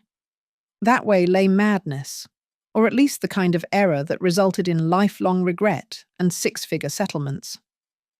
A commotion at the gate. Petra, red curls streaming, had arrived with the footman in tow. She was mounted atop her favourite dapple grey, a beast as neurotic and charming as its mistress, and from the look of things, she had already accumulated half a dozen admiring hangers-on. Cressida followed at a more sedate pace, gloved and hatted to perfection, but with an air of calm so at odds with the chaos of her surroundings that Adrien felt a pulse of— what, exactly? Run through him. "Your Grace," Petra called, reining in with a flourish that threatened to upend both herself and the animal. You must see what Miss Finch has done with the saddlecloths. It is absolutely the height of whatever it is one is supposed to aspire to in these matters. Cressida, already astride her own mount, smiled sidelong at Adrien. You will have to forgive us, Your Grace. We have committed a great many crimes against decorum this morning. Petra has been lecturing the birds on their poor fashion sense. Only the crows, said Petra. The sparrows were lovely, but the crows need improvement. Adrien regarded his sister, who looked every inch the delinquent, and then his wife, who looked every inch the duchess. It was a contrast he found increasingly difficult to reconcile. "Are you both ready?" he asked, making a show of tightening his gloves. "I would prefer to avoid the peak of traffic." Cressida's horse, a bay mare named Thistle, for reasons lost to time and likely best forgotten, was known for her aversion to sudden movement and her devotion to the principle of inertia. Adrien had half expected the beast to unseat Cressida, or at least to drag her into the Serpentine by the nearest available shrub. Instead, she sat the animal with unruffled composure, guiding it into formation with the ease of someone who had been born on horseback. He found himself, absurdly, a little disappointed. He had been counting on the distraction. They set off at a walk, the three of them in perfect procession, Petra chattering to her horse and to any human who would listen, Adrien scanning the park for threats, Cressida riding with the serene indifference of a marble statue. The row was at its best in the first hour of daylight, when the light caught the frost on the ground and turned every hoofprint into a question mark. They passed a clutch of dowagers on the promenade, who regarded the Blackmores with the air of naturalists observing a rare predator.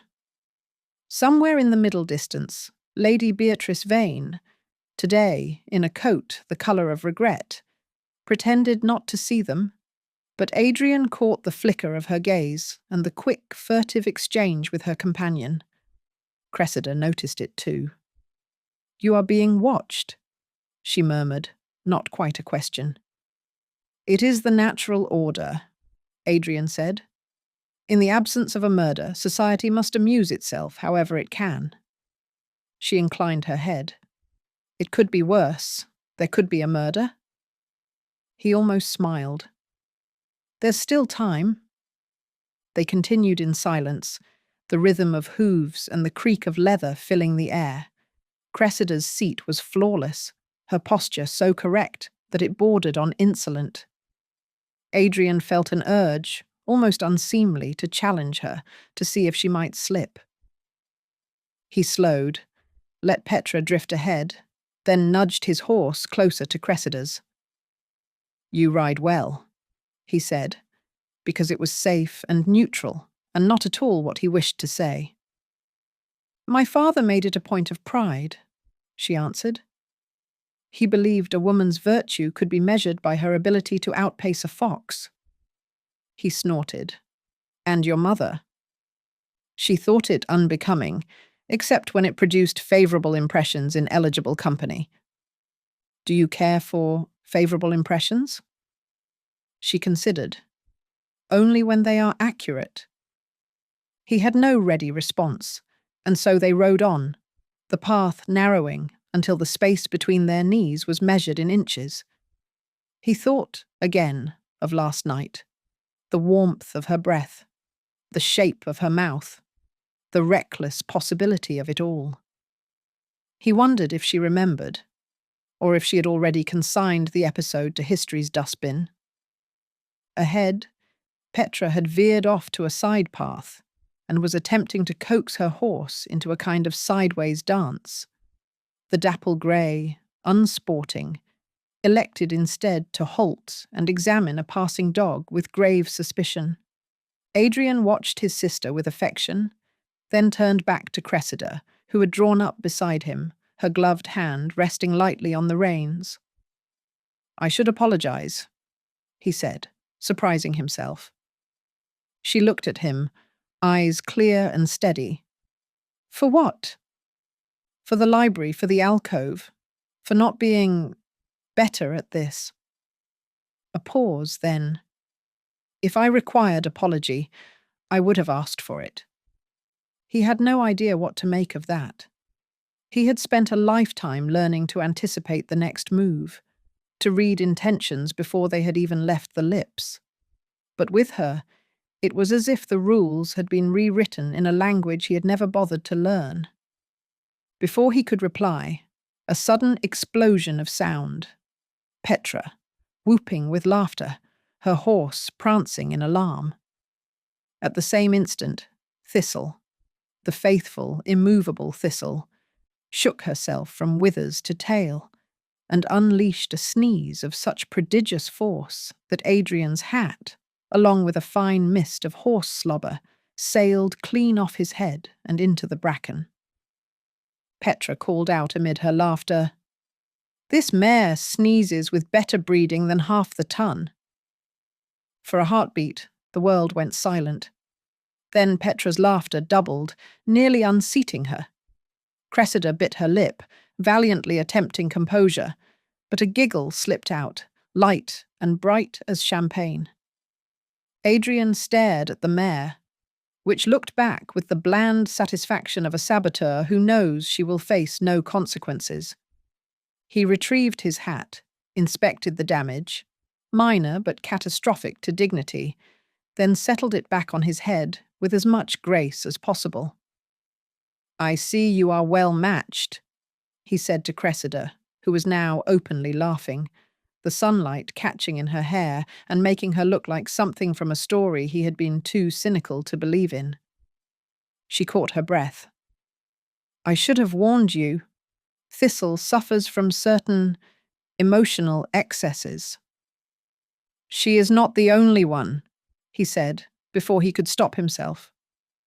Cressida stilled, then looked at him, really looked, as if seeing something she had not allowed herself to acknowledge until now. "Are you always like this?" she asked. "Only when driven to extremes?" She considered him for a long, silent moment. "You might find, Your Grace, that the extremes suit you." He was, for the first time in recent memory, at a loss. Petra circled back, still giggling, and declared, "This is the best morning I have ever had. We must ride every day." "Perhaps with different company," Adrien said, but the bite was gone from his words. Cressida turned her mare, fell in beside him, and together they led Petra back down the row. The eyes of the ton followed, but Adrien no longer felt their weight. He was, for the first time in memory, more interested in what was happening inside the charmed circle of his own small group than in the opinions of anyone outside it. As they left the park, Cressida turned and smiled at him, a real smile, unfiltered and full of promise. Adrien felt a jolt of something suspiciously like hope, or maybe even happiness, an emotion he had dismissed long ago as the exclusive property of the very young or the very foolish.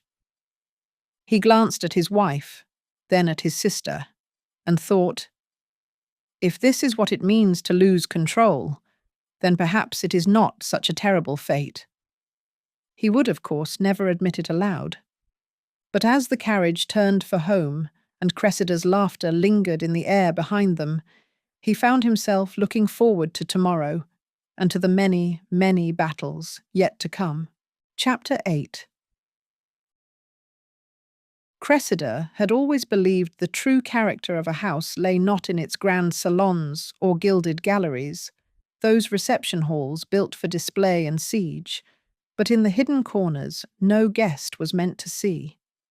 Winthorp House, for all its ostentation, held its secrets in back staircases, linen presses, and most tellingly in the steward's office where the edifice was kept from collapse. On her third morning as Duchess, she waited until Adrien had departed for the club and Petra was off, reforming the kitchen cat.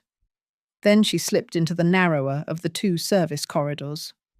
If anyone asked, she might claim to seek a cosy parlour or a closet for her mother's less forgiving parting gifts. But each measured step, each deliberate pause to catch the scent of damp stone or the echo of distant footfalls, spoke of intent.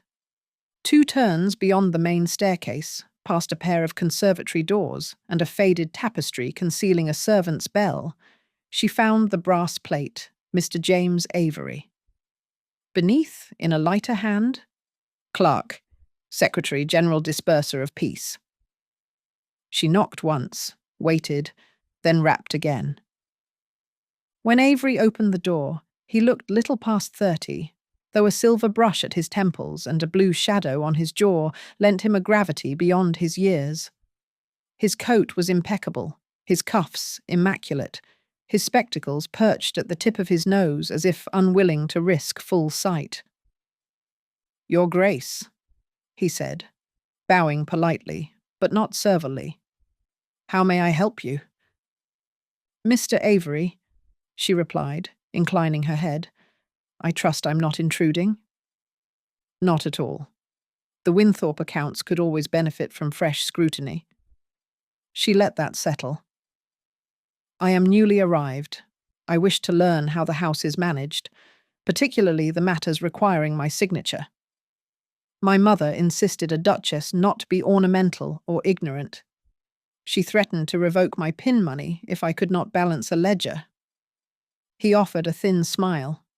"Lady Mora Lockxley is reputedly a rigorous teacher." "Indeed?" She paused. "May I see the household accounts?" "Certainly. I can bring them to your morning room." "I'd prefer to examine them here and spare the staff any fuss." With a graceful sweep of his arm, he ushered her inside. The office was not grand, but immaculately ordered. Shelves lined with books, boxes, and glass jars of coloured pencils and ink samples. A desk, spanning the far wall, strewn with an unfinished reconciliation and 3 neat stacks of foolscap. He produced a soft-bound volume stamped Ledger Domestic Q4, opened it to a blank page, uncapped his pen, and watched her with mild anticipation. Cressida let her fingers drift over the ruled columns, date, item, cost, remarks, and an extra unheaded column tracking minor indiscretions. She absorbed a week's entries at a glance. "Is Mrs. Hart always this precise about coal?" A twitch played at Avery's lips. "She holds that warmth is wasted on the idle." "A sentiment I share." She flipped forward. Then, "May I copy a few lines?" She drew her own notebook and pen. As she transcribed the headings and figures, she hummed softly, a quiet melody rising with each stroke of her pen. Avery observed her, curiosity tempered by respect. After half an hour, she laid aside her pen. "I should like to see the principal accounts." He rose, glided to a safe behind his desk, and unlocked it without hesitation. From inside, he retrieved a weighty ledger bound in black leather, embossed with the Blackmore crest. 3 argent crows above an indigo chevron. He set it before her. "This is the original. A ciphered duplicate exists for His Grace." "As long as I may see the numbers." She dipped into the volume. Early pages were models of restraint. Rents, investments, annuities in perfect formation. But a year ago, the structure fractured. Repair costs ballooned. £1,000 for window reglazing, £800 for ironworks and drains, with a discreet, settled-in cash scrawled beside certain entries. Avery's eyes remained on her. "No fire, Your Grace. Merely incidents. Mischief, perhaps. The city is not what it once was." She marked the margin. On the next page, servant bonuses clustered over 3 days, paid to the same 4 individuals with no explanation. She copied those numbers too, humming under her breath. At the quarter's close, A half-line gap separated the final entry from the signature. Adrien's bold, slanted name, ending in a flourish that proclaimed showmanship over substance. She set the book down. Does His Grace review these personally? He glances as necessity demands, Avery said. May I see his estate correspondence? He hesitated. There are private matters. Only those bearing on Winthorp, she interrupted. I would not trespass on personal affairs. He fetched a blue-ribboned bundle from beneath the window seat. Seated at the radiator, she leafed through. A tenant's audience request, a fencing bill, then a single heavy sheet. The invoice lacked a sender's name, listing only a London address in an almost feminine script. Charges for consultation, arrangement, and guarantee. Each a precise round sum. No signature. Just a crimson wax seal, embossed with 3 crows and a chevron. Her pulse quickened. She held the paper to the light. The crest matched too well. Avery watched, patient as a physician awaiting results. Mr. Avery, she said softly, how did you come to work for the Blackmores? I was recruited from university. His late father prized efficiency. She let silence stretch. Has it been rewarding? He considered, then replied, a house survives only if its people believe in it. Otherwise, it is just stone and echo. She inclined her head. Thank you. That will be all. He gathered his ledgers and left her alone. Cressida sat for several minutes, the invoice and her copied ledger entries before her, Avery's words humming in her mind. If Adrien had sanctioned these payments, he would recall. If not, someone was forging his authority, diverting vast sums in the Duke's name. She slipped the incriminating letter into the blue bundle and rose. Her notebook of copied figures, each line committed to memory while she hummed, rested under her arm.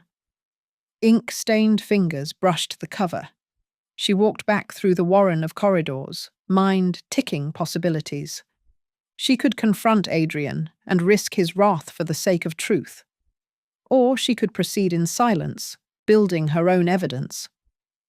She glanced at her smudged hands. The easy world of dances and debutantes beckoned, but Cressida was both Lockxley and Blackmore now. She would not be the girl who waited to be rescued. Squaring her shoulders, smoothing her gown, she set off in search of more proof.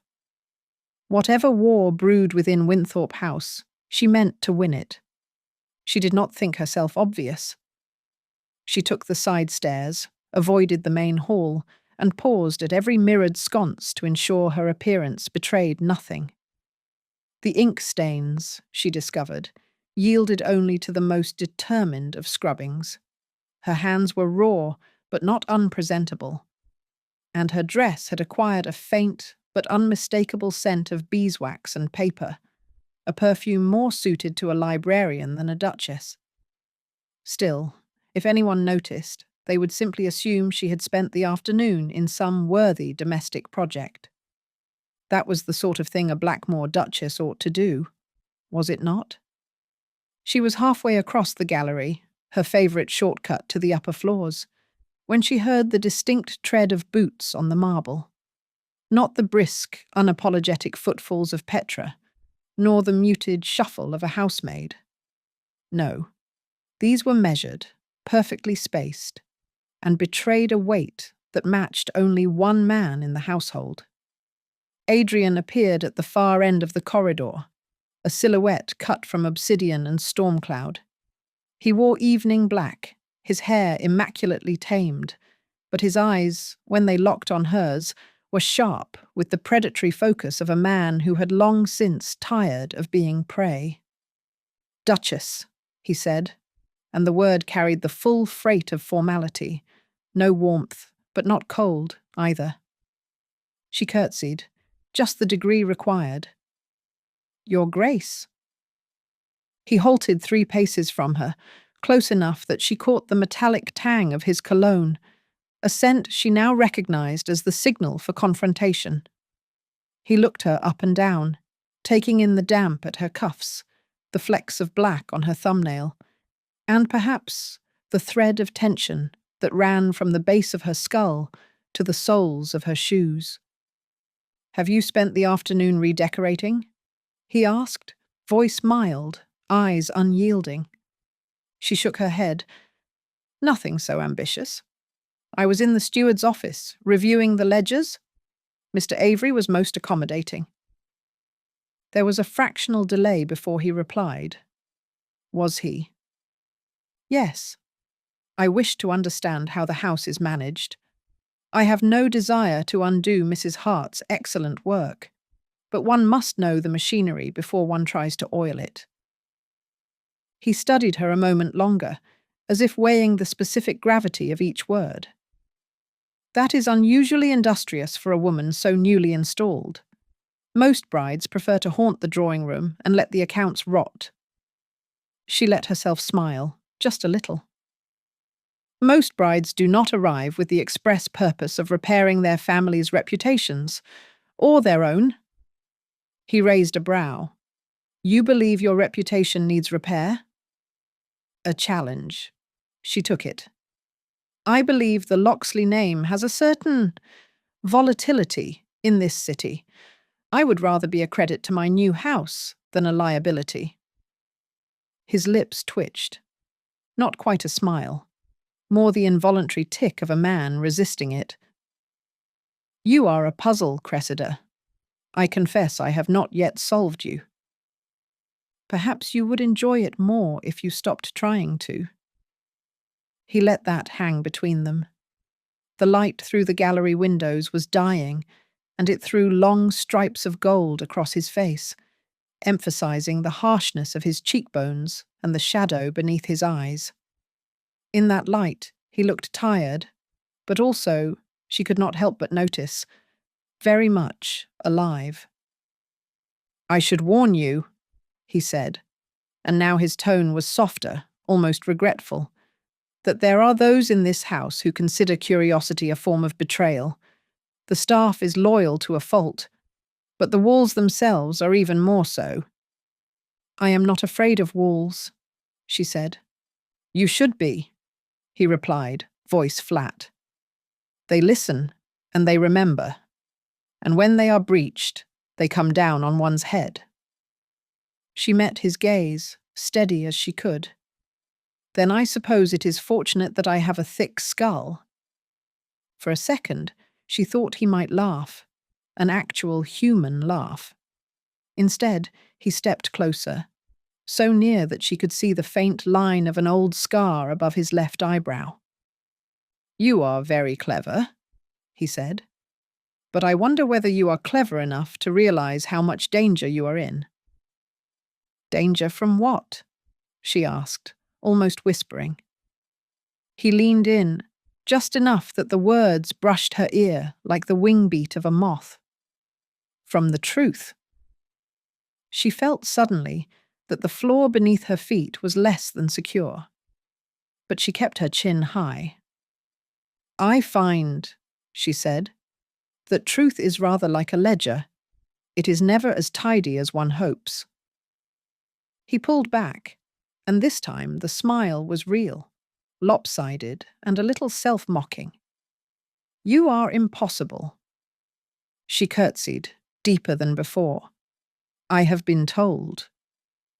He turned then and walked away without another word, his footsteps echoing off the marble until he vanished around the corner. She waited a full 10 seconds before allowing herself to breathe. She continued up to her rooms, heart pounding, the taste of adrenaline sharp at the back of her throat. Once inside, she locked the door, sat on the edge of the bed, and pressed her palms to her cheeks. They burned, as if she had just run a mile in the sun. She had not lied, not exactly, but she had not told him about the letter, nor about the crimson wax seal, nor the uncanny resemblance to the Blackmore signet. She doubted Adrien would appreciate the distinction.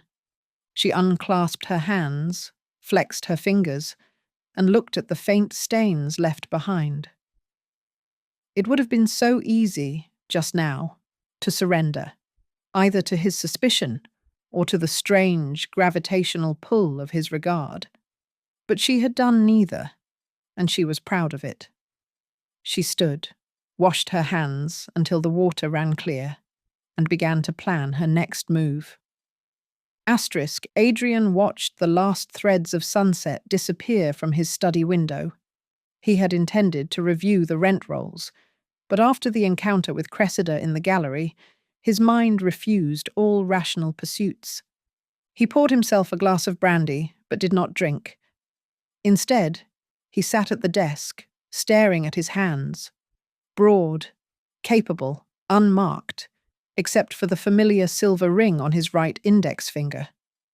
He turned the ring, again and again, as if searching for meaning in the three crows embossed on its face. He remembered the day it had arrived from the jeweller, how his father had pressed it onto his finger and said, "This is not an ornament, Adrien. It is a promise. You are responsible for everything that bears this mark, and for everyone who ever has." At the time, he had thought it a burden. Now he wondered if it was a shield or a prison. Cressida. She was everywhere now, in the corners of the rooms, in the sound of footsteps on the stairs, in the scent that lingered after she passed through a doorway. He had intended to keep her at a distance, to relegate her to the same compartment as every other necessity in his life. But she did not fit there. She refused to be organized, or catalogued, or even properly understood.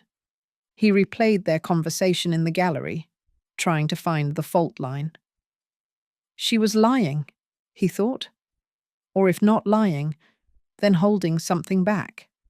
And that, more than anything, made him want to shake her until all the secrets came loose, or, failing that, to kiss her until she surrendered them willingly.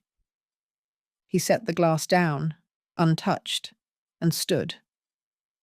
The house was silent now, the staff having retreated to their underground domain.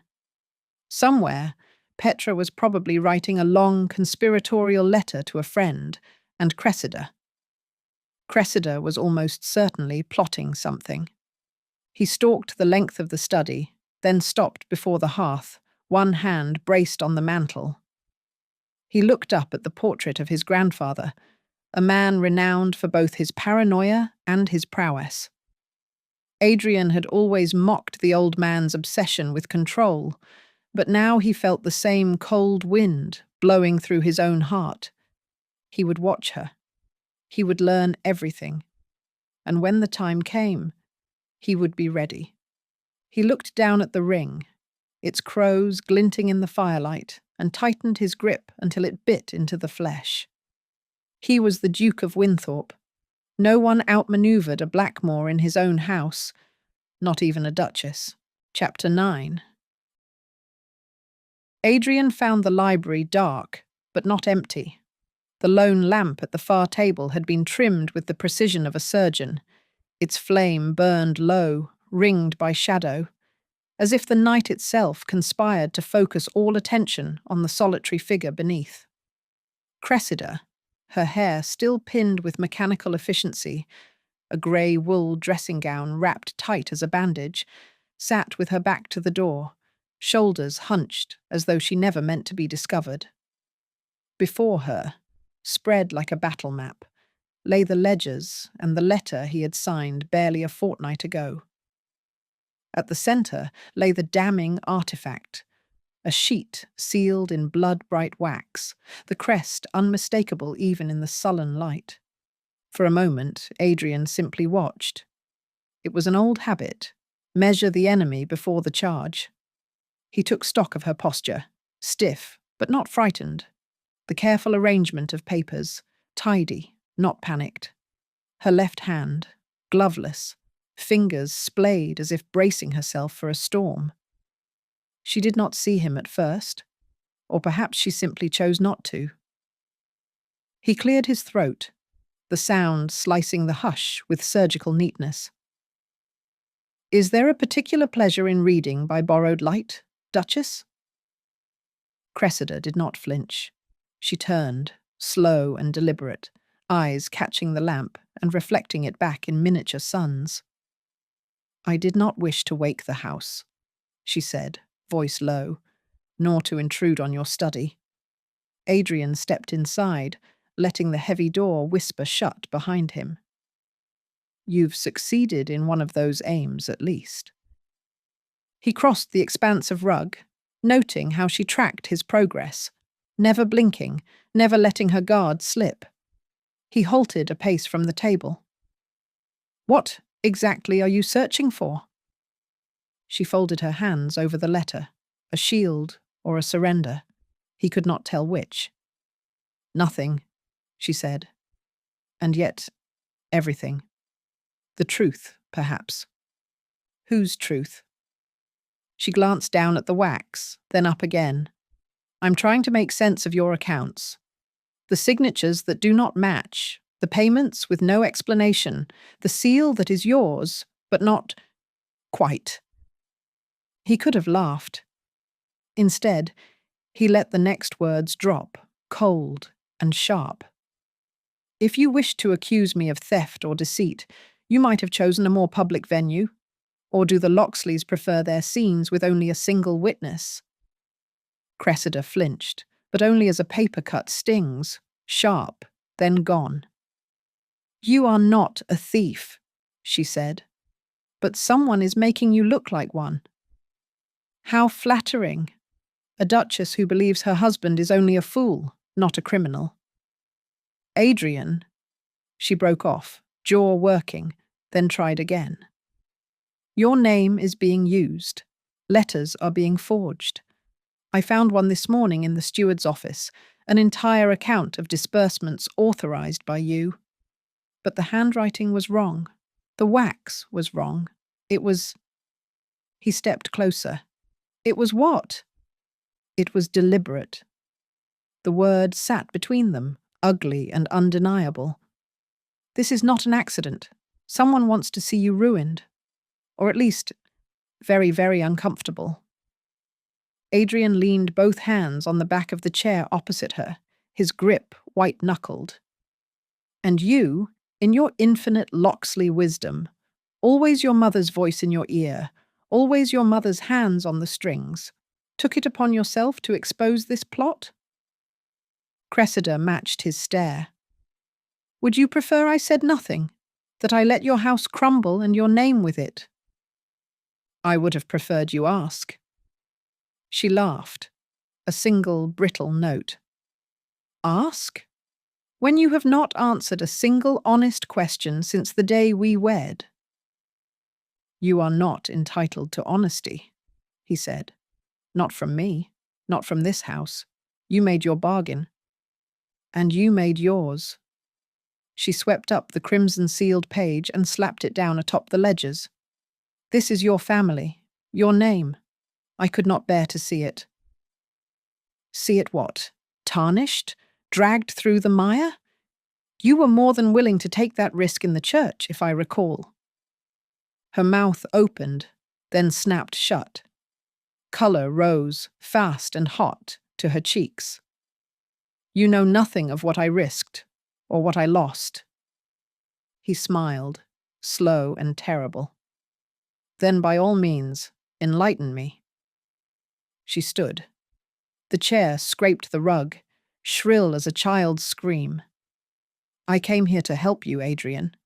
Not because I am a Lockxley, but because I am your wife, however unwillingly. If you cannot see that, if you would rather believe I am just another weapon in my mother's arsenal, then perhaps we are both fools." "Don't flatter yourself," he said, his voice so soft it carried twice as far. "You are not so different from her as you pretend." The words hit her like a thrown stone. She swayed, then caught herself, knuckles white on the edge of the table. "No," she said, voice ragged. "No, I suppose not. But I never lied to you. Not once." He rounded the table, close enough now to see the pulse hammering in her throat. "What then, do you call this?" He gestured at the spread of evidence, the ledgers, the letter, the seal, all of it arrayed for judgment. A secret, a kindness, or just another bid for power? She met his gaze, unflinching. "If you want to believe the worst, you will. It is safer, isn't it?" "Safer than trusting you, yes." A long, aching silence. He wanted to smash the lamp, to upend the table, to tear the false seal from the page and grind it under his heel. But she was there, so close he could have broken her with a single word, or drawn her in and never let her go. He did neither. "I thought," he said, and now his voice was flat as the marble in the entrance hall, "that you might be different. I was wrong." For a moment, she did not move. Then she gathered the papers, each motion precise and shaking, and stacked them with a clerk's efficiency. When she reached the bottom, she looked up, eyes luminous and unguarded. "Then we are finished here," she said. He could not answer. His hand closed around the chair, the carved wood biting into his palm, an anchor to the world he had always ruled and now feared to lose. Cressida left, closing the door behind her without a sound. Adrien stood alone in the wake of her departure, the lamp guttering, the room colder than it had ever been. He did not move for a very long time. The halls of Winthorp House were never truly silent, not even in the thickest watches of the night. Footfalls, voices, the distant song of the city leaking through the windows, these were the ordinary pulse of things. But as Cressida walked the corridor to the steward's office, she thought the hush around her was different, charged, anticipatory, as though the walls themselves were waiting for the final act of some cruel farce. She did not run. It would have been a mercy to move quickly, to let adrenaline override the brittle ache in her chest.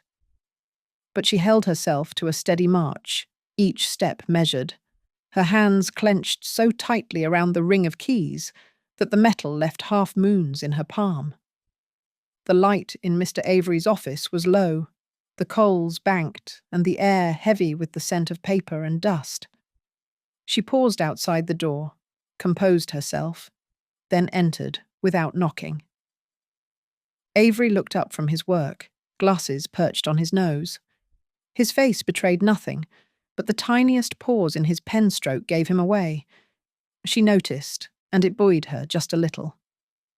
"Your Grace," he said, rising. Cressida set the ring of keys on the desk, the sound so slight and soft it should have been meaningless, but in that moment it rang with the weight of a gavel. "I am returning these," she said. Her voice was calm. It surprised her, how calm it was. "You may relay to Mrs. Hart that I will require nothing further from the staff. My duties as Mistress of Winthorp are concluded as of this evening." Avery regarded the keys, then her. "If I may—" "You may not," she interrupted, gentle but absolute. "This is not a matter for debate. Thank you for your professionalism, Mr. Avery Dott." He bowed. It was not deep, but it was genuine. "As you wish, Your Grace. I will see to it." She turned, ignoring the rustle of his coat, the way his hand hovered over the keys as if they might vanish if left unguarded. In the corridor, the world pressed in closer. Somewhere, a maid was humming, off-key, as she polished the banisters. The scent of bread, old and stale, drifted up from the kitchens. Cressida moved past it all like a ghost with unfinished business, knowing that if she stopped for even a second, she would never start again. At her own door, she hesitated. It was such a small thing, the act of entering, the final separation from everything that had passed before. But she did it. Opened the door, closed it, and then, with a deliberation that bordered on reverence, slid the bolt home. The sound was final, absolute. Not a gesture of safety, but of isolation. She stood in the darkness a moment, arms wrapped around herself, heart stuttering. For the first time since she was a girl, Cressida allowed herself to sob. Chapter 10. Petra Blackmore had always fancied herself a moderate prodigy in the field of diplomacy. She could, after all, wrest the breakfast marmalade from a tantruming toddler with 2 clipped words and a perfectly arched brow. But even she had her limits, and they bore the names Blackmore and Lockxley, and currently held opposite thrones in Winthorp House, like 2 feuding popes with grudges to fill every corridor. This new regime, far more gunpowder than lemon tart, had reduced her to a tireless shuttle between her brother's war room in the gallery and her sister-in-law's fortress in the east wing, carrying messages so tepid, even Petra, self-styled queen of the dry quip, found herself questioning her very raison d'être. She was halfway through embroidering a weasel, in sarcastic tribute to Cressida's latest barb, when the summons came. A footman so gaunt he might have been a ghost in training shuffled in. "His Grace requests your presence in the gallery, Lady Petra." Stabbing her needle into its pincushion with surgical precision, Petra rose. The carpet's plush pile swallowed her slippers, too silent for her brother, who answered only to grand entrances. In the gallery, Adrien stood framed by a vast window, a silhouette of storm clouds and moonlight. He did not turn at her entry. Standard Blackmore protocol. Never betray your full force until you decided nothing less than a tidal wave would do. "Pet," he called, voice echoing like a summons in a cathedral. "I require a favour." She curtsied with impeccable flourish. "If it concerns international intrigue, I must protest I'm already overcommitted. Cressida's chessboard demands a grandmaster's attention." A tight spasm flickered in his jaw. "This is not a jest, Petra." "On the contrary," she returned sweetly, "I believe I detect the faintest trace of one." She steepled her fingers. "What does your Grace desire?" At last he faced her.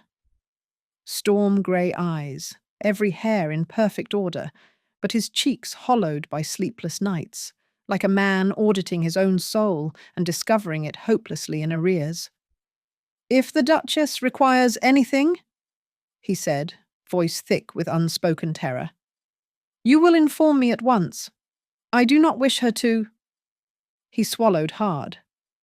"To want for anything essential." Petra inclined her head. "The Duchess currently enjoys every comfort short of an actual friend. But fear not, I shall convey your benevolent concern." He muttered a curt, "Thank you, pet," then turned back to the indifferent window. She allowed herself a private grimace. "Diplomacy," she whispered, "is wasted on men who can't tell a wound from a wall." Barely had she seated herself than the same skeletal footman crept in. "The Duchess requests your company in the conservatory, Lady Petra." Petra swept after him, pausing by a silvered sconce to note her reflection. Hair rebelliously unbound, nose sharp as a verdict, expression so mutinous it might spark a revolution. Perfect. In the citrus-perfumed conservatory, Cressida stood by the lemon trees, sleeves rolled and ink smudged on her wrist, like a dethroned princess delighted to scrub floors. "You summoned me?" Petra asked, though archness had become her default. The Duchess lifted eyes flecked with gold and a storm's worth of steel. "I did. Tell me, does the Duke plan to deign speak to me himself? Or must I endure your delightful company forever?" "He currently delegates all sentiment," Petra said. "Efficiency over progress. but if you prefer actual words, I can relay that too. Cressida's lips curved in a ghost of a smile. Then inform his grace that I require no comforts, unless he fancies conjuring me an extra hour's sleep or restoring my dignity. I will deliver that with all due gravity, Petra promised. She turned, but Cressida's voice, soft as dusk, stopped her. Petra, if you ever wish to escape this charade, my rooms stand open. Even to an enemy? Petra inclined her head, a salute to solidarity, then retreated. She longed for real intrigue, a hidden passage, a cryptic note in a decanter. Instead, Winthorp House remained a frozen battlefield, and she, the sole sentient diplomat, fought an invisible war. By her third errand, Adrien's next command. Should the Duchess desire the carriage, it stands ready. Her patience snapped. She found Cressida amid a sea of new books, looking as though she might ignite them on principle. Petra delivered the message with ceremonious deference. Then, voice dripping with pointed sweetness. Should you require a diplomatic attaché or a small, easily distracted spaniel, I can arrange either. Cressida's laugh rang bright and sharp. Thank you, Lady Petra. I shall consider both. Petra crossed her arms, eyes glinting. You know, I always pictured a duchess as either terrifying or insipid. You, madam, manage both. I count that my finest achievement, Cressida replied. They exchanged a conspiratorial look, unity forged in this interminable siege, until the door burst open and Adrien stormed in, startled to find them all alive and in the same room. Seizing the moment, Petra glided to the writing desk, snapped her embroidery scissors like a gavel, and declaimed, Enough. If either of you wishes to parley, do so face to face. I hereby resign my post as go-between. My next dispatch will be to the Earl of Dalkeith. Marry, reconcile, or I shall decamp to Scotland, take the hound, and never darken this doorstep again. Adrien straightened, lips parted in protest, but Cressida raised a hand. Utterly reasonable, she declared, arms folded.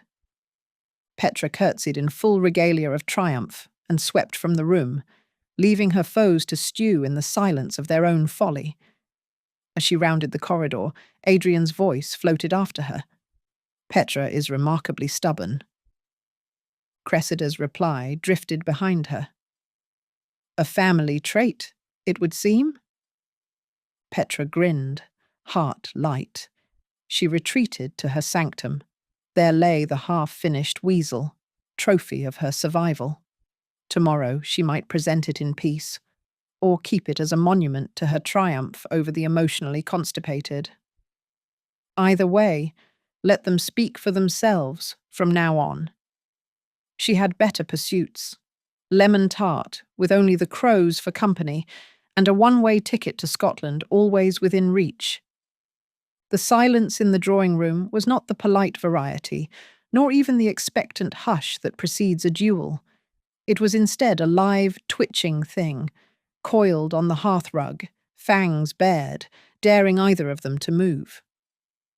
Adrien stared at the closed door, through which his only sister had just staged the kind of exit usually reserved for Greek tragedy or criminal court. He could still hear the echo of her words. Emotionally constipated, she'd said, with a clarity that suggested the phrase had been rehearsed, perhaps even embroidered into a sampler. Cressida had not spoken since. She stood by the bookcase, one hand resting lightly on the shelf, her profile thrown into sharp relief by the afternoon sun. He wondered, absurdly, if she would speak first, whether the rules of their peculiar détente required it, or if she would simply outlast him by the sheer force of silence. He cleared his throat, a sound more abrasive than intended. If you require the drawing room, I will remove myself." Cressida turned, her face composed, the lines of her mouth taut as drawn string. "It is a large house, Your Grace. There is room enough for both of us, provided we refrain from message delivery." He should have laughed. It was, by any measure, a well-aimed shot. But the joke stuck in his throat, curdling into something less pleasant. Adrien paced to the window, arms folded behind his back. He watched the garden below, the topiary, the distant flicker of a gardener's cap, a starling perched with insolent disregard on the balustrade. He envied the bird's freedom, or perhaps its ability to simply breathe, oblivious to the weight of unsaid things. He spoke without turning. "Petra is dramatic." "So are you," said Cressida, but not unkindly. He pivoted, caught off guard by the absence of malice in her tone. Cressida was not looking at him, but at the painting above the mantel, a grim-faced ancestor who appeared to be weighing the value of honesty versus the thrill of condemnation. "She is not wrong," Cressida continued, voice softer. "About the communication, I mean. It is an odd thing to be at war with someone and have no clear enemy." Adrien bristled, but only out of habit. He searched for a reply that would both assert control and offer a way out, but the words lined up, inspected themselves, and mutinied. He forced his voice into a lower register. "We are not at war." She finally looked at him. "No, just in retreat." He flinched, as if struck. The silence pressed in, heavier now, waiting to be broken. He remembered Petra at the music salon, her sharp command to breathe together, a forced intimacy that had felt absurd then and incomparably precious now. Could they breathe together here, draw breath in unison, and dissolve the chasm between them? He searched the room for purchase.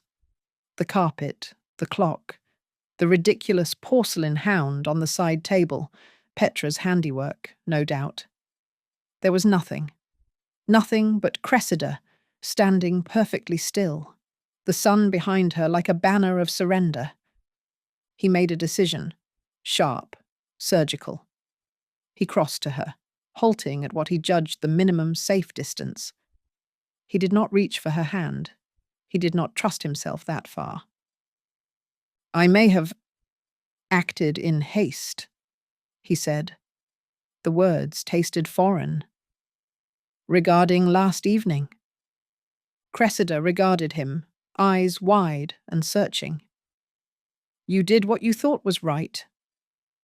He searched her face for a trap, a flicker of scorn.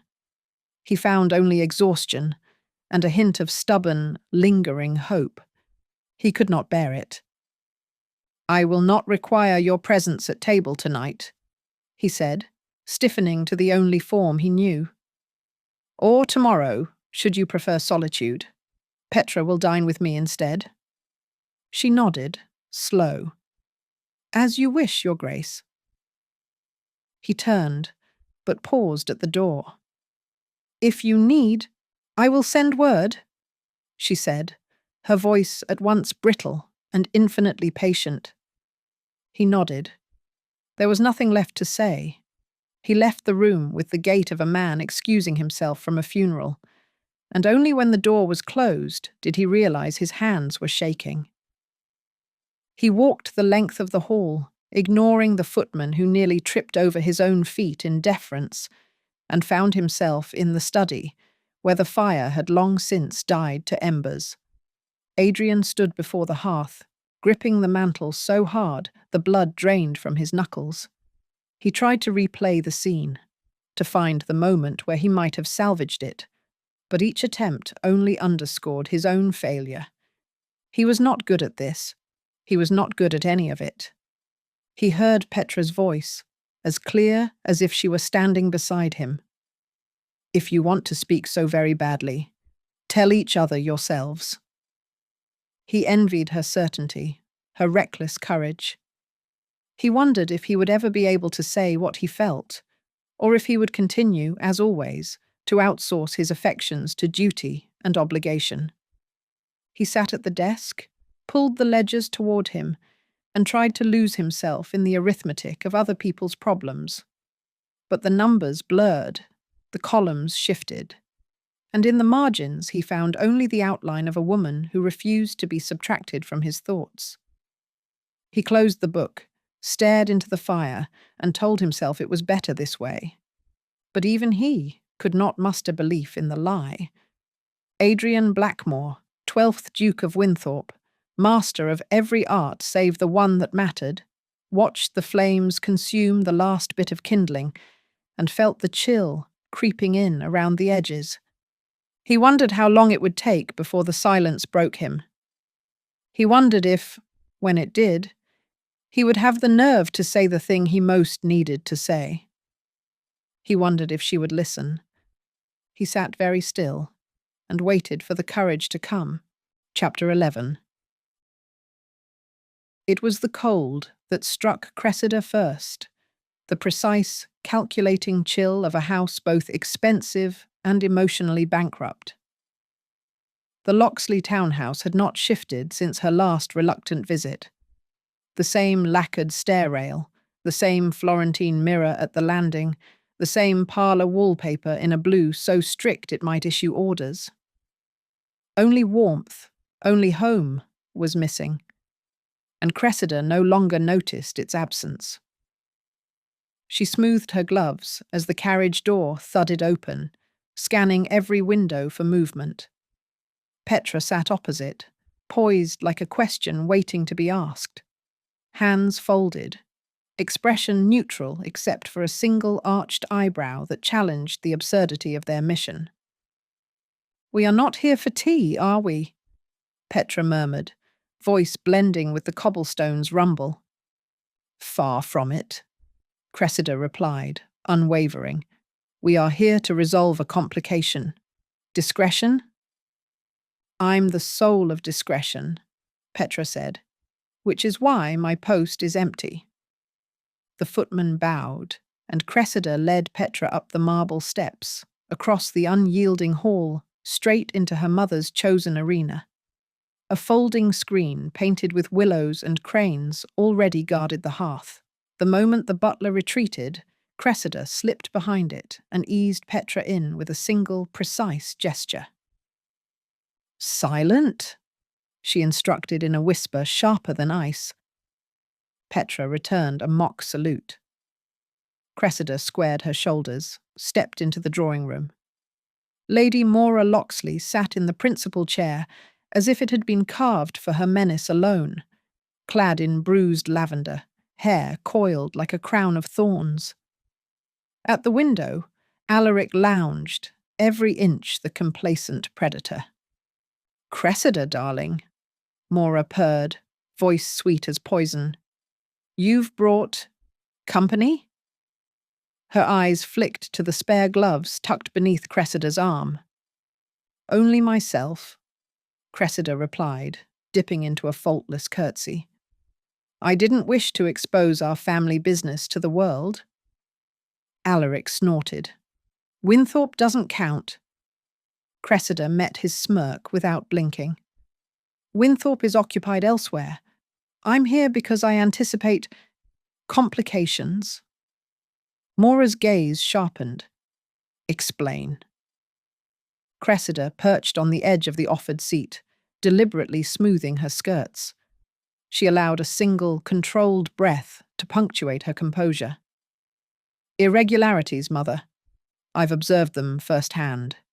If this scheme is to succeed, I require full disclosure. Every note, every signature, every conceivable threat. Without that, we risk exposure." Alaric straightened, finally sensing risk. "You don't trust us." "I trust our ability to deceive," Cressida replied evenly. "I do not trust chance." Mora inclined her head. "What precisely do you suspect?" Cressida's gaze never wavered. "Adrien recognizes his own hand. He's detected the wax's variance. Absent a superior forgery, he will contest. That drags us into court, and I will be summoned. I must know every step in advance. Mora folded her hands, knuckles pale. Control has always been your forte. Very well. You shall have your confession. But first, demonstrate your loyalty. Cressida paused, letting the challenge hang between them. You left me no other allegiance, mother. You sent me to the Blackmoors with a note and a lie, and trained me for this very moment. Allow me to execute it. Alaric leaned forward with a grin. You had potential. Mora flicked her fan. Speak your questions. Cressida inclined her head.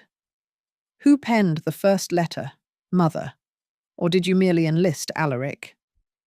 Both, Mora replied. I dictated, he transcribed. His hand steadies the charade. And the wax. A gift from father, Alaric said. He prized authenticity.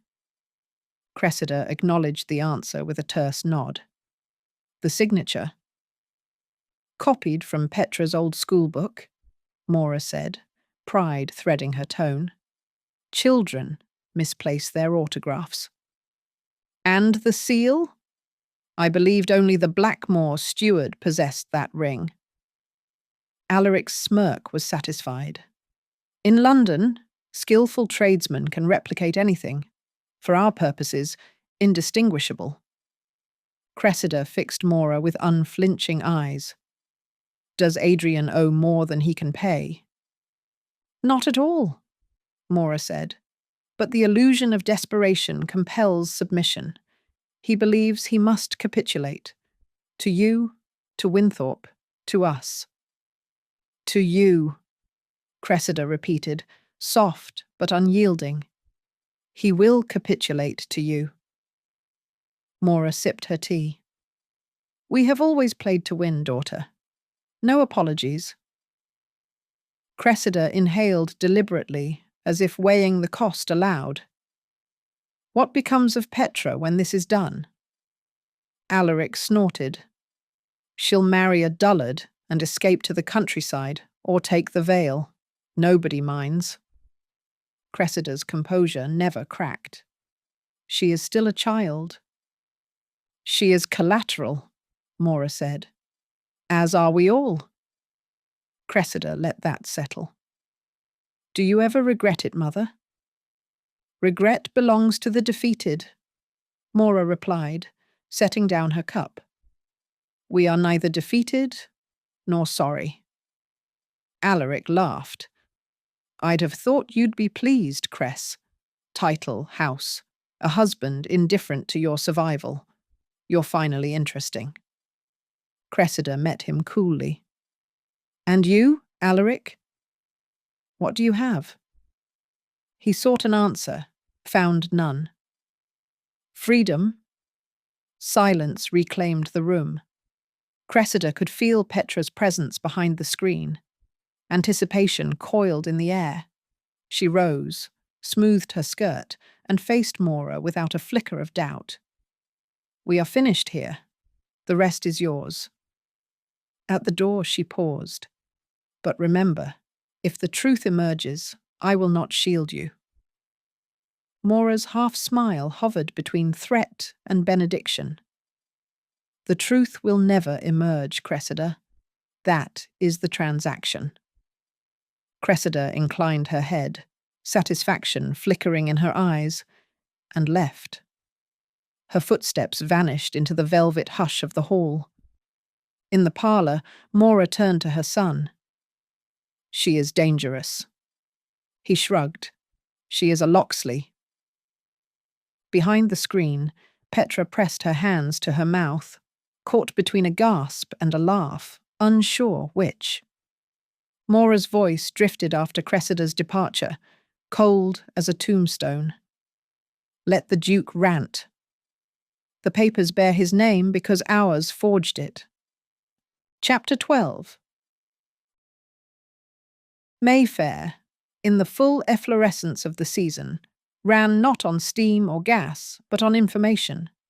A quiver of a hat brim or a slight tremor in white kid gloves and the machinery of society. Dowagers' League, Bachelors' Brigade, Indiscretion Subcommittee, began to whir, digesting rumour and excreting gossip with a speed that made even the Morning Post seem glacial. Through the salon windows, one could see the faint blush of Petra's newly planted roses, still tender shoots, but already promising a riot of petals by midsummer. The sight lent a note of hopeful promise amid the swirling intrigues. That was why, on the night of the Rutland musical, not a single curb was empty within 3 blocks of the Duchess of Rutland's famed townhouse. Carriages sat in genteel gridlock, their occupants peering into the frosty air like hunting foxhounds denied their quarry. Gas lamps flared, crystal candlesticks caught every glimmer, and every sentient being not dead or exiled to Bath pressed shoulder to shoulder within the gold-leafed walls of the salon. At the very centre of this human hive stood Cressida Blackmore, née Lockxley, though public mention of that name would require gentle torture. Her hands were folded at her waist, her back impossibly straight, her composure so violently perfect it threatened to crack like fine porcelain. Beside her, Petra, ornate in layers of ivory tulle, hovered, a spark of nervous energy, her red hair a glowing halo under the chandeliers. Behind them, a planter by the casement held the faintest promise of roses. Petra's new roses, still too green for bloom, their buds silent witnesses to the night's unfolding drama. "It's like the Colosseum," Petra murmured, her gaze darting between the orchestra pit and the mezzanine loggia. "Only with more taffeta and less blood. Though give them time." Cressida swept the room for means of escape, found none, and fought the urge to adjust her pearl-embroidered gloves for the 12th time. "If you spot a lion, do let me know," she whispered back. "I'd sooner be devoured than dissected." Petra managed a grin, though her eyes betrayed her jitters. She slipped one gloved hand into Cressida's, a gentle squeeze that spoke volumes to its recipient and went unnoticed by everyone else. "Don't fret. Adrien won't let them mangle you." "No," Cressida said softly, "but I'm not so certain about the rest of us." At that moment, the temperature plummeted. Every gossip halted mid-syllable, every fan stilled. The Duke of Winthorp had entered. He advanced through the throng with the inevitability of a glacier, cold, inexorable, leaving chaos in his wake. His coat was midnight blue, his waistcoat glinted brighter than the salon's crystal, and his expression was carved from marble. Gentlemen parted before him, ladies swiveled as one to follow his progress. Children, wisely, shrank behind their governesses. He paused at the foot of the grand staircase. He did not seek his wife's face, but the entire assembly turned as if on a pivot, and every gaze, Cressida's included, became fixed upon him.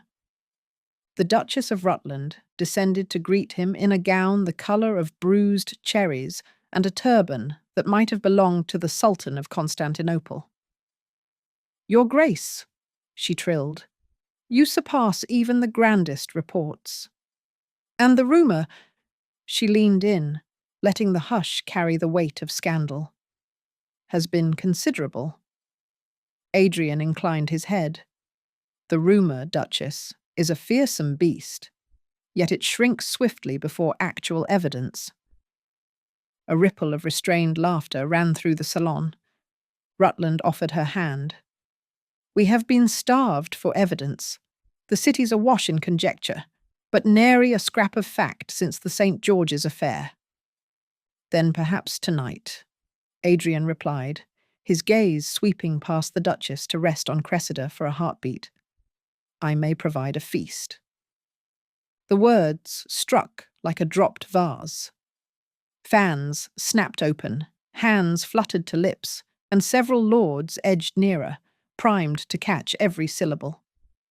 Adrien turned, surveying the faces, not in challenge, but as if gathering witnesses to a grand trial.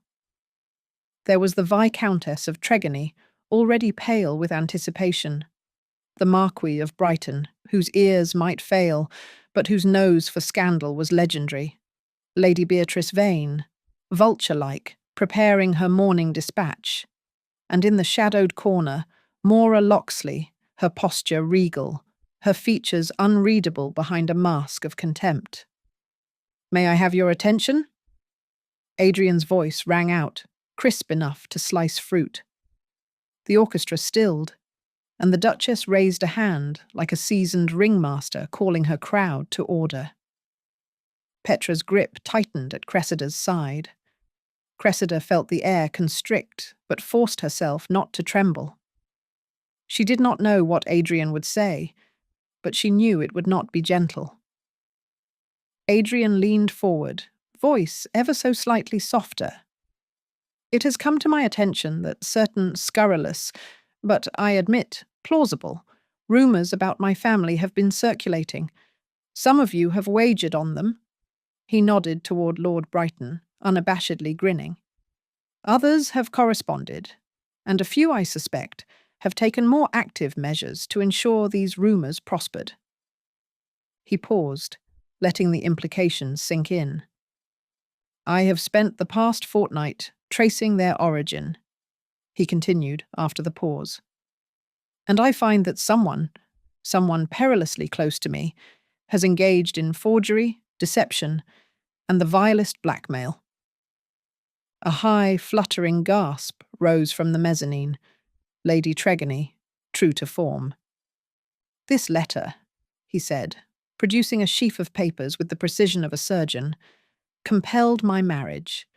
These promissory notes bear my crest, but are outright forgeries. Observe: incorrect wax, a misstruck seal, handwriting neither mine nor my steward's." He handed the stack to the Duchess of Rutland, who would soon distribute them among every gossip channel in the room. "But I will spare you the technicalities. What matters is that the forger stands here tonight." A wave of murmurs threatened to ignite the curtains. Adrien gestured, and a footman glided forward with an envelope on a silver tray. Petra, cheeks aflame but posture unwavering, stepped into the circle of lamps. She held the envelope as though it contained a viper. "My sister, Lady Petra Blackmore," Adrien announced, "heard in the Lockxley parlour, 4 days past, Lady Mora and Mr. Alaric Lockxley arranging these forgeries. She is prepared to swear, before you all, to their conspiracy and to the false signet they commissioned." Mora Lockxley's lips pressed thin, but she did not flinch. Adrien's tone softened only a fraction. "The evidence is irrefutable. Yet what wounds me most is not the crime. Ambition drives London, and none of us are innocent. No, what pains me is the injury to my household and the ordeal suffered by my wife, who bore it with courage and restraint I could never have mustered." He turned at last to Cressida. "My Duchess," he said, and the room collectively drew breath, "has done what I, in my pride, failed to do. She shielded my name, risked hers, even her happiness, to save me from disgrace. For that, I am forever grateful." The silence that followed was thick, electric, so alive it seemed to rearrange the very air. Cressida's mind went blank. For a full 5 seconds, she did not breathe, think, or move. All she felt was her pulse hammering, and the surreal conviction that every eye in London was upon her. Petra curtsied, once to Adrien, once to the company, and once, almost imperceptibly, to Cressida. She handed the envelope back to Rutland, who received it as though it were a crown jewel.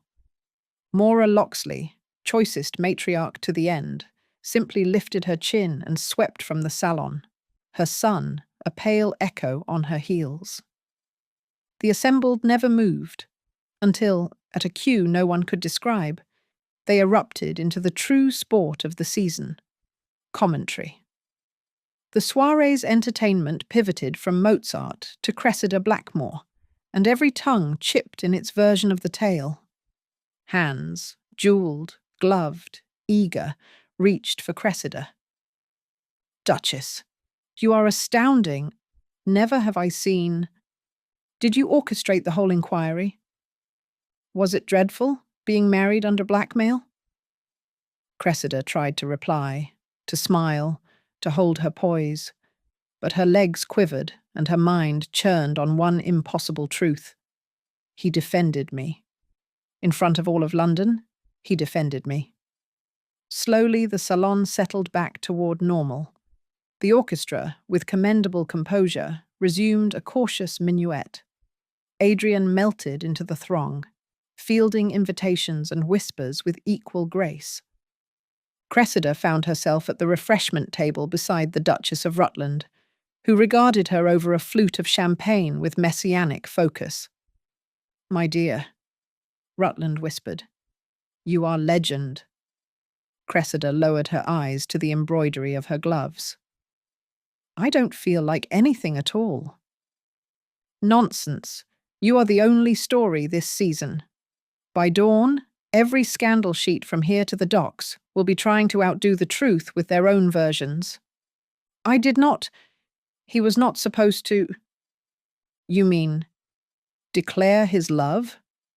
Rutland's smile was kindly, not mocking. For a man of his bearing, that is tantamount to plunging into the Thames, and yet he did it. For you. Cressida's throat tightened. She thought of Adrien, his cold reserve, his impossible standards, and the way he looked at her tonight. Not as a pawn, but as the queen he chose. "I suppose I should thank him," she murmured. Rutland laughed softly. "Do more than that, my dear. Make sure he knows what you feel." Cressida nodded, and, guided by forces she could neither name nor resist, slipped from the salon into the quieter corridors beyond. Just outside the window, Petra's newly planted roses stood sentinel, their buds still green against the night. They passed the rose bushes, a promise waiting to unfold. "Petra," Cressida whispered, "will you walk with me?" Petra excused herself from admirers, shot Cressida a look bright with pride, and linked arms in silence. They passed through the emptying vestibule into the chill night air, crisp, scented with frost and the faintest hint of roses, a promise, or perhaps just the relief of survival. "You were magnificent," Petra said at last. "So were you." Petra snorted. "Not as magnificent as he. Did you hear him?" Cressida shook her head. "I heard, but I still can't believe it." "You'd better," Petra replied, "or I'll have to stage another scandal just to keep you both on your toes." Cressida laughed, a real, breathless sound, and hugged her friend close. Their shadows stretched behind them under the street lamps, twin shapes on cobblestone, and in the high windows of the Rutland townhouse the party thundered on, oblivious that the greatest story had already been told. Adrien did not return home until after 2. The house lay dark and silent, save for a single lamp in the library, its glow a beacon for any soul foolish enough to seek comfort in books. He paused at the threshold, his heart pounding. He had weathered duels, shipwrecks, the House of Lords, every machination of the Lockxleys, and yet this fragile possibility of happiness, terrified him most. He entered. Cressida sat by the fire, her head bowed, hands folded in her lap. She did not look up, but her voice was soft. "Did it go as you hoped?" He crossed the room, knelt before her, and took her hand. "No," he said, voice ragged. "It went as you wished." She lifted her eyes, and he saw her, Cressida herself, sharp, wounded, brave, alive. Through the open library window came a faint perfume of night and a whisper of those same roses Petra had planted, their promise of bloom almost tangible. "I am sorry," he whispered, the words wrenching free. "For everything." She brushed her fingers across his cheek like a petal. "I am not." He bowed his head, let her pull him close, and for the first time, the world tilted toward him. It was, he thought, the most dangerous feeling of all, and the one he'd waited for his entire life. They found each other by instinct in the hush of Winthorp's library, where the tall oak shelves seemed to hold their breath between the spines of countless leather-bound volumes. A single lamp glowed by the hearth, gilding the rows of dusty tomes in honeyed light and casting the rest of the room into shadowed velvet. Adrien stood near an open window, the scent of rain-cooled stone drifting in. Cressida was already there, her back turned, as if seeking refuge among the books. He swallowed against the tightness in his chest and tried every greeting he'd ever learned. Each one shattered silently against the hush. At last, he simply confessed, "I am not good at this." She turned so slowly he felt time stretch, her dress rustling like whispered regret, as though she too was unwinding from some long-held restraint. "Nor I," she answered, her voice a quiet echo amid the hush. He stepped forward. The air smelled of beeswax polish and old parchment. He studied her shoulders, the way she held them taut, as though bracing against some unseen storm. "I was cruel to you," he said, and the words lodged in his throat. "Not out of malice, but out of—" He faltered, unable to name the wound. She let him hang there a moment, then supplied gently, "Fear." He closed his eyes on her soft admission and exhaled with a sharp catch.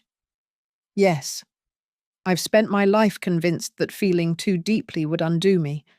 I tried to make you a problem to solve instead of—" He couldn't utter the rest.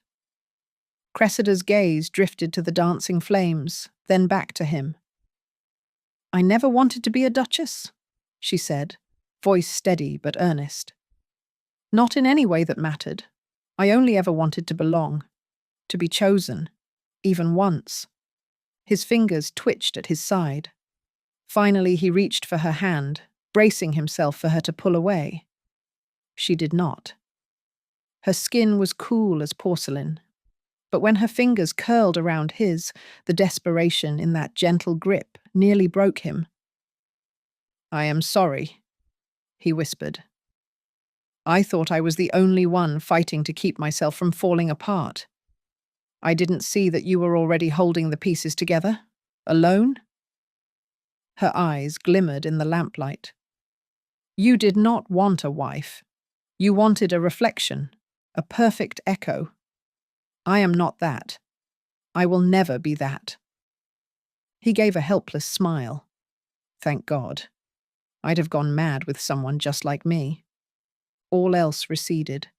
The hush of the library, the crackle of the fire, even the sigh of pages in the gloom. There was only the two of them, poised on the brink of something terrifying and beautiful. Cressida drew in a quiet breath. "If I trusted you," she said, "it was because I chose to, not because I was forced." He closed the distance, lifting one hand to cradle her jaw, thumb brushing the curve of her cheek. "Trust is the greatest risk," he murmured, "but I would do anything to earn it. Anything at all." Her lips parted in a small, tremulous smile, and his heart thundered as he leaned in. Their first true kiss was gentle at first, a promise carried on a breath, soft warmth in the hush of the stacks. Then something in them broke open. The restraint, the pain, the fear, all melting into a single fierce sweetness. His arms encircled her waist, pulling her against him with an urgency that left no space for doubt or hesitation. She laughed softly against his mouth, a sound of surrender and wonder, and her fingers traced the line of his jaw before threading into his hair. "Cressida," he whispered, her name a prayer against her skin as his lips found the hollow of her throat. She arched into him, the curve of her body fitting to his as if designed by Providence. Their breath mingled, quickened, as his hands spanned her back, pressing her closer still. "I have waited," she confessed, "even when I told myself I shouldn't." His answer was not in words, but in the tightening of his embrace, in the way he lifted her slightly, turning so her back met the bookshelf. A volume of poetry tumbled forgotten to the carpet as the last walls between them crumbled. The lamp guttered low, casting long shadows across the polished floor. The fire settled to embers, bathing them in amber light that caught the gleam of her unlaced bodice, the dishevelment of his hair beneath her trembling fingers. A single rose in a silver vase, untouched on a nearby table, waited in bud, its promise hanging in the air like the inevitability of dawn. And as shadows closed around the library, folding them into its quiet dark, Adrien and Cressida surrendered completely to each other, broken and whole, while the rest of the world slipped away. Chapter 13. 2 springs after their wedding, the east wing of Winthorp House, once a byword for architectural ambition over practical necessity, had been transformed into a territory ruled by sunlight and the faint, perpetual murmur of tenant children. Where once there had been an anteroom lined with the detritus of a dozen failed renovations, there was now a schoolroom, a place of cheerful industry and, on this particular morning, a palpable sense of impending mischief. Cressida stood at the head of the largest of the new desks, spine straight, hands folded, and eyes sweeping her congregation with the same brisk precision she had once reserved for the ton's most savage drawing rooms. The children, some in neat pinafores, some in patched breeches, all of them with faces scrubbed until they shone, sat in rows, their expressions ranging from terror to barely contained hilarity. She took a moment to savour it. The room smelled of varnish and chalk dust, the sunlight pooling in golden bands across the tabletops, and the air was so fresh she half expected it to carry the scent of the distant apple trees in the back gardens. There was a certain giddiness in her chest, the unmistakable thrill of a day begun in absolute promise. "Now then," she said, letting her voice carry, "before we begin with the alphabet, we must establish the rules of engagement." She cast a meaningful glance at the front row, where the 2 Lyle twins, in matching waistcoats, were already locked in mortal combat over a piece of slate. "Rule the first: no implements of war, including but not limited to ink pellets, slate pencils, or the glories of spitballs." A ripple of giggles ran through the room, the Lyles momentarily disarmed by the fact of their new teacher's omniscience. Cressida permitted herself a small smile. "Rule the second: any student who can recite all 26 letters without error may select the afternoon's treat from Mrs. Hart's pantry." This produced a murmur of anticipation, and, from the rear, a whispered wager on the likelihood of cinnamon biscuits versus the more elusive lemon tart. "Finally," she said, her tone shifting just enough to signal gravity, "no one, absolutely no one, will be left behind, not for want of skill, nor for want of courage." She paused, looked at each face in turn, and saw in their upturned eyes the first flicker of trust. She took a breath, felt the warmth of it expand behind her ribs, and clapped her hands once. "Let us begin. Miss Gidley, if you please. A is for—" "Apple," piped the girl, voice thin but determined. "Very good. And Mr. Lyle, B is for—" "Battle," said the child, with the grave confidence of a veteran.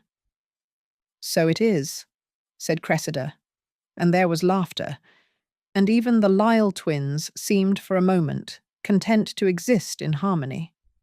It was somewhere in the midst of D and E, the latter being hotly debated between egg and elopement, to Cressida's eternal regret, that she sensed a shift in the air behind her. The hush was not of the fearful variety, but the particular sort that precedes a spectacle. She turned, and there he was, Adrien, leaning in the doorway with the unstudied elegance of a man who had made an entire city his audience. He wore no jacket, sleeves rolled just so, and his hair, dark, a little wild, caught the morning light in a way that rendered him almost mythic. He observed the scene with the faint, imperturbable smile of a man who had expected chaos and found it domesticated. "Do you intend to audit the lesson, Your Grace?" she inquired, pitching her voice with equal parts warmth and warning. He shrugged, but his eyes never left her. "I should not wish to interrupt the course of civilization in its infancy." He glanced at the nearest desk, where a child was industriously carving the letter H into the soft wood. "Though I suspect the furniture may not survive the term." Cressida bit back a laugh. "We will tally any damages as part of the curriculum. Arithmetic, you see."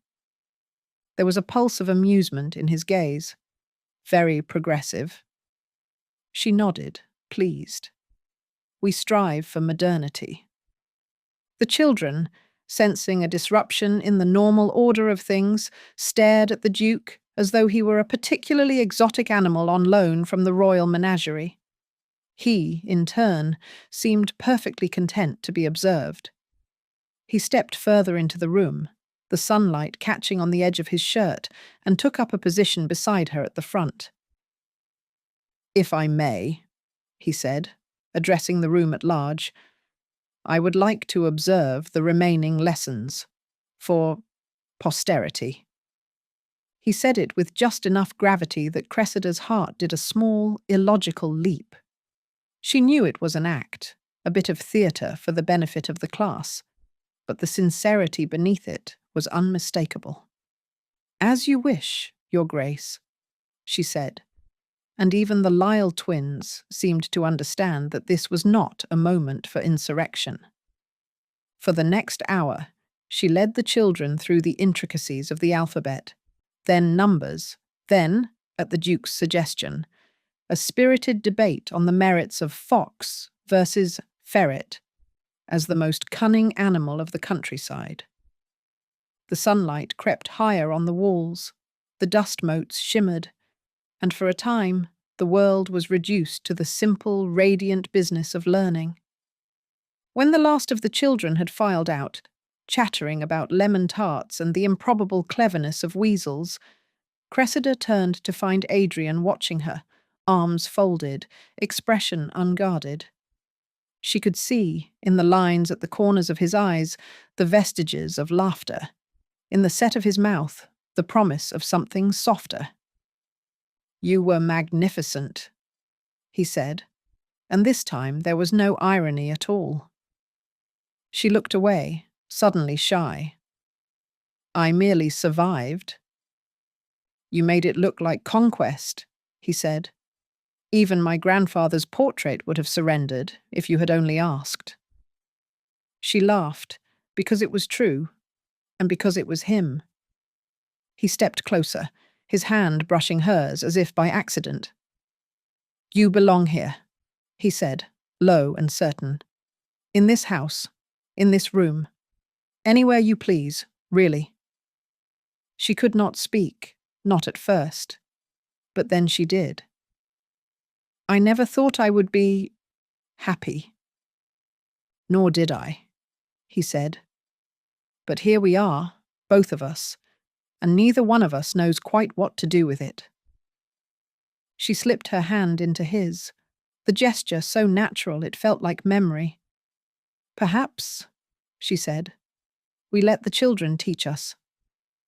He smiled, the rare and genuine kind, and she saw in it every possibility of a future she could never have imagined. They stood together in the schoolroom, the sunlight gilding the world around them, and for the first time in a very long time, Cressida did not feel the need to run. Instead, she let herself believe. In the promise of beginnings, in the certainty of belonging, in the simple, relentless grace of hope. And as the day moved forward, and the laughter of children echoed down the halls, she knew, with the clarity of a woman who had earned her own place in the world, that she would never again be content to stand in shadow. There was too much light, after all, and too many lessons still to learn. The gardens at Winthorp had always been a triumph of optimism over practicality, a patchwork of cultivated borders and wild, impudent hedges, each vying for supremacy with the tenacity of minor royalty. It was the sort of place that existed in perpetual dialogue with the sun, alternately sulking and exulting according to the whims of weather and the attentions of its caretakers. On this particular afternoon, the conversation was entirely in favour of exultation. The air was warm, drowsy with the scent of hyacinth and earth, and the paths were alive with the scurry of insects and the sweet, delirious buzz of bees. Adrien walked between his wife and his sister, and found himself, absurdly, content. Petra, as always, set the pace, her stride bordering on the athletic, her tongue even more so. She led them through the orchard, past the folly with its crumbling obelisks, and into the heart of the old rose garden, where sunlight pooled in deep, golden puddles. "Are you prepared?" she asked, turning to address her audience with all the gravity of a magistrate about to pronounce sentence. "I have something to show you." Cressida, breathless from equal parts exertion and anticipation, managed a graceful, "Lead on, Lady Petra." Adrien inclined his head, amused. "Should I brace myself for disaster or triumph?" Petra grinned, a flash of white teeth and mischief. "Why not both? That is, after all, the family way." She beckoned them closer, toward a freshly turned plot at the centre of the rose beds. The bush was small, only a few feet tall, its canes still spindly and uncertain, but already it bore a profusion of tight buds and a single perfect bloom. Adrien bent to examine it, the scientist in him cataloguing the subtle gradations of colour. The petals began in the faintest blush at the centre, then deepened outward, the edges tipped with gold so bright it seemed painted on. "It's exquisite," Cressida said, and for once there was no irony at all in her voice. Petra flushed, a pink to rival the rose itself. "It took all winter," she said. "I had to beg Mrs. Hart for the space, and Mr. Avery for the mulch. But I wanted something new, something that belonged only to this house." She turned to Cressida, suddenly shy. "I named it after you." The world seemed to pause. Even the bees held their breath. "You did not," Cressida said, but the words wobbled, and her eyes shone with unshed laughter. "I did," Petra replied, chin lifted in mock defiance. "It's registered with the Royal Horticultural Society. Officially. Cressida's Dawn. I thought you wouldn't mind." There was a silence, long and charged, and entirely unembarrassed. Adrien, who had prepared himself for tears, was startled when Cressida broke into laughter, pure and bright as the day itself. "Only you," she said, would think to immortalize me in thorns and petals. I am honored, Pet. Petra beamed, the force of her satisfaction enough to sway the rose's slender stem. You're both a little ridiculous, you know, she said, eyes darting from one to the other. Standing here like a portrait. I've never seen two people look so dangerously besotted in daylight. Adrien straightened, adopting the full dignity of his station. I resent the implication, Lady Petra. You should not, Petra said. It suits you. Cressida, cheeks pink, tried and failed to muster a glare. Petra, hush. But it's true. Petra flung her arms wide, nearly colliding with a passing butterfly. You're both so obviously, tragically in love. It's positively unseemly. Adrien caught Cressida's eye, and they both burst out laughing, the sound ricocheting off the old brick walls and through the tangle of branches overhead. After a moment, he composed himself enough to say, If it must be unseemly, at least let it be memorable. Cressida reached for his hand, still an unfamiliar gesture, still thrilling. It will be, she said. I promise you that. Petra, satisfied, plopped herself onto the grass and proceeded to examine the rose for signs of further improvement. Next year, she declared, I shall breed an entire row. Perhaps even a hedge. The Blackmores will be renowned for their defences, both in court and in the garden.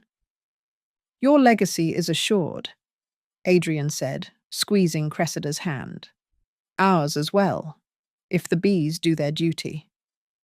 For a time they simply stood there, the three of them, a family at peace, the sun painting gold across their faces and the future unfolding at their feet like the petals of 1,000 roses.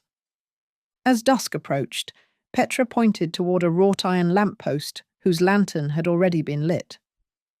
Adrien stepped forward into that pool of soft, honeyed light and held Cressida by the waist, drawing her closer. She lifted her face, illuminated by the gentle glow, and he brushed a stray curl behind her ear. The warmth between them was as tangible as the lantern's radiance.